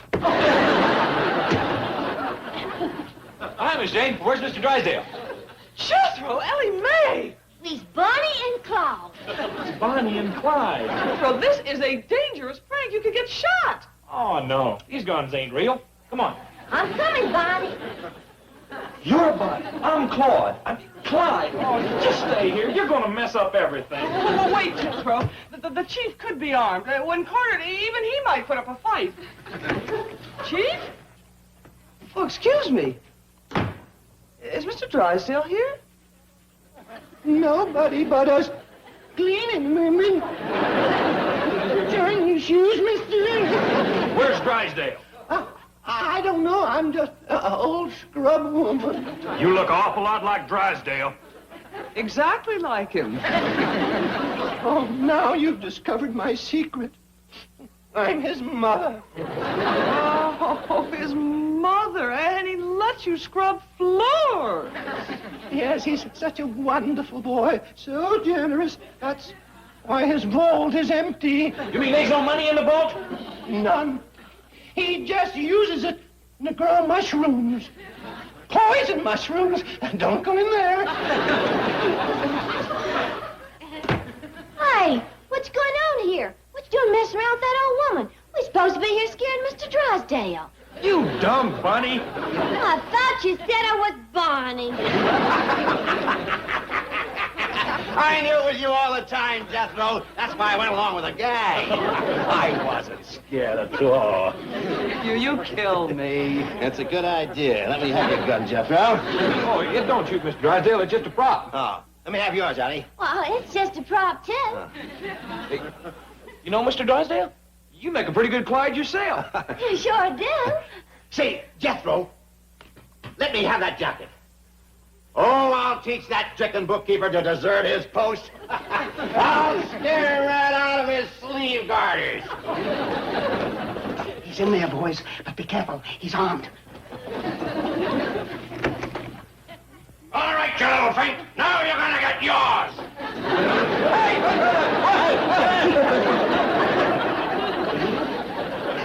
$7.50, and it's all mine.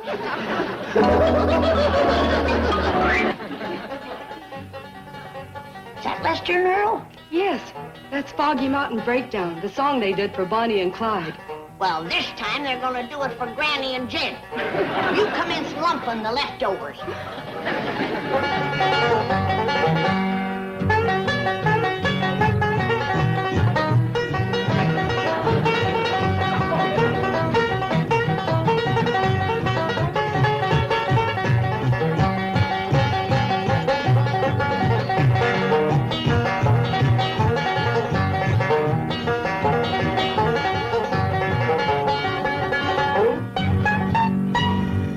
One more time, boys. One more time.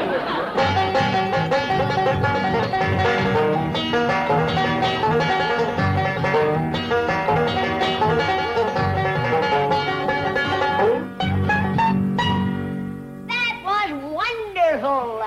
Our pleasure, Granny. Say, Jed, you done a good job blowing Granny's jug. Well, the blowing ain't hard. What gets you is fighting the feedback from the fumes. Where's Gladys? She's out in the kitchen. I'm learning her to make leftover loaf. Well, doggy, you ain't made none of that since Jethro come. Yeah, I finally called him away from the trough. Howdy, everybody. Hi, Ellie.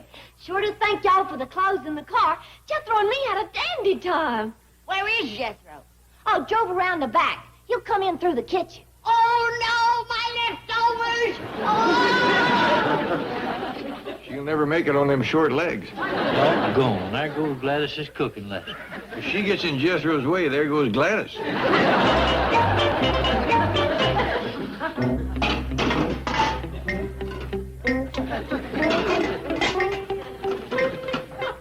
gone. Gone. Everything's gone. Gladys, what happened to Gladys? I'm here, Granny. Are you all right, darling? I think so, Granny. I was at the refrigerator, and suddenly I heard this frightening noise, so I dived under the table. Frightening noise? Yes, a roaring, grinding sound, like a giant garbage disposer. That's what it was. But you're safe now, honey. It won't feed for another 2 hours. Hey, there you are. Hey, listen, will you please bake a cake with a saw in it? A saw? He'll eat anything. Oh, it's not for me. It's for Mr. Drysdale. He's in jail.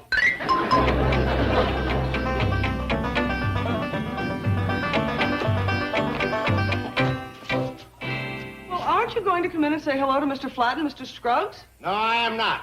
So just give them back their stupid wardrobe and props. Well, instead of pouting, you should be grateful. I got you out of jail and it didn't cost you a single cent. It didn't? How'd you manage that? I told the police we were filming a commercial for the bank. And they believed you? Yes, Bonnie and Clyde commercials are all the rage now. I ad-libbed a complete scenario for them. Yeah? Yes. I had all the great bandits of the 30s converge on Los Angeles and clean out every bank. But when they came to yours, they were foiled by Super Banker. Say, I have a fabulous idea. We'll make a commercial where all the great bandits of the 30s converge on Los Angeles and clean out every bank. But when they get to mine, they are foiled by Super Banker. Has a familiar ring to it. And I will play Super Banker. Oh, Chief, not those green tights again. You're just jealous of my legs. Now, you get over to the studio and borrow wardrobe and props. I was going to make a deal with the actors. I'll get them for free. What actors? Well, Granny can play Ma Barker, Jed can play Dillinger, Ellie and Jethro, Bonnie and Clyde, Flat and Scruggs will do the music, and Mrs. Flat will play Pretty Girl Floyd. That's Pretty Boy Floyd. Who's going to believe she's a boy?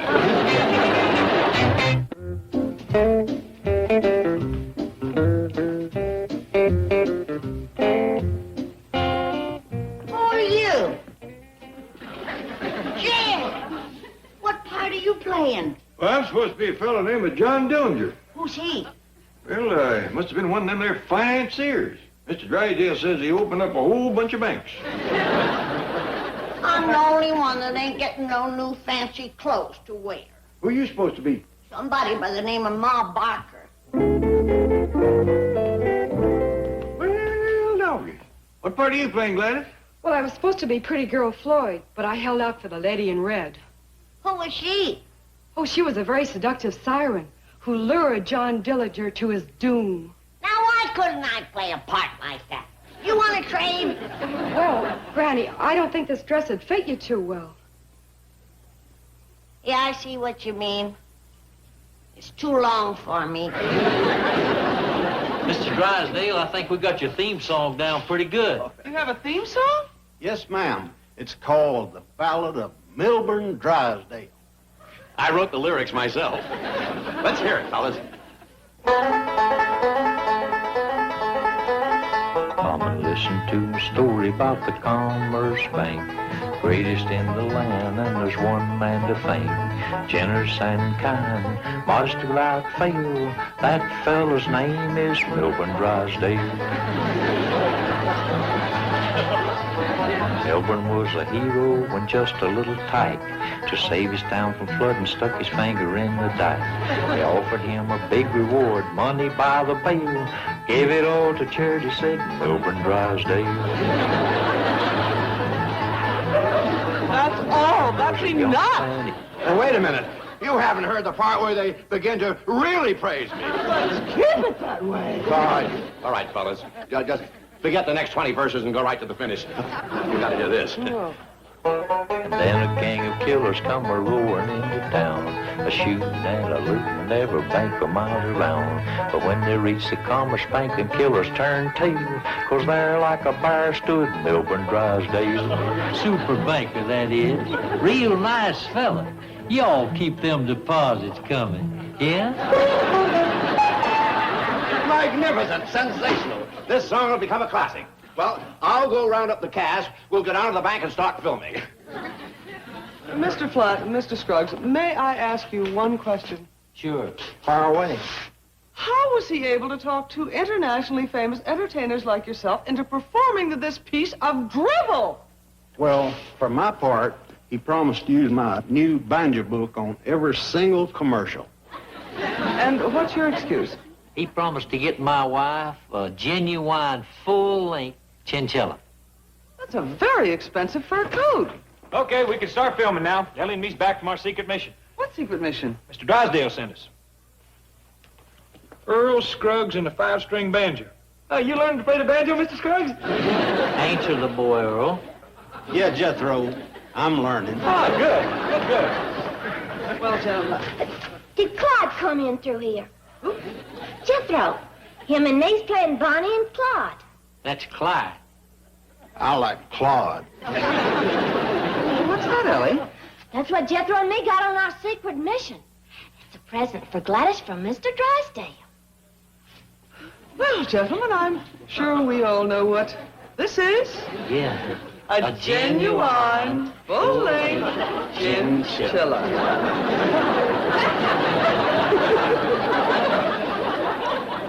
Lester, how are you at skinning chinchillas? Not as good as that banker is at skinning guitar pickers. Come on, Ma Barker.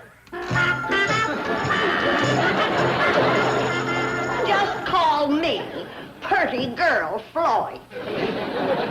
You're pretty girl, Floyd? Well, Gladys ain't playing it, and I want to wear the latest style clothes, too. With that outfit, you're back in the 20s. It does make me look young, don't it? All right, Lester, you get in the car with the rest of the outlaws. We as outlaws? Well, yes. You see, the whole idea of this film is to show that crime does not pay. It would be one big commercial for virtue and clean living. And the Commerce Bank. They're one and the same thing. Drive on, Clyde. When next you see me, I'll be super banker.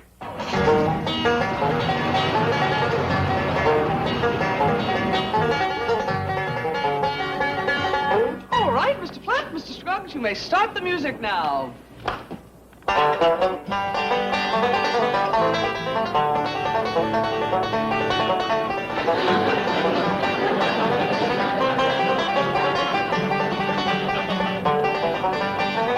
All right,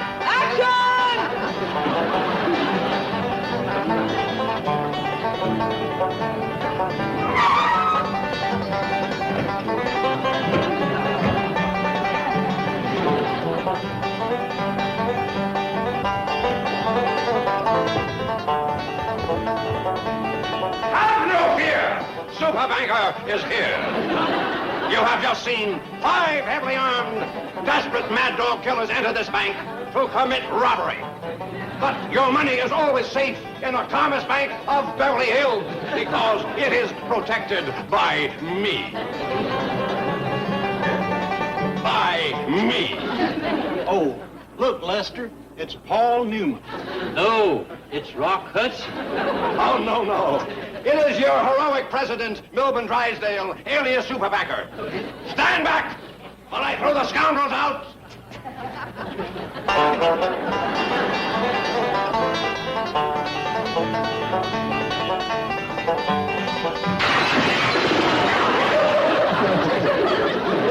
I'll teach you to keep me out of $7.50 reward. I hope you clean me up good. Come back anytime.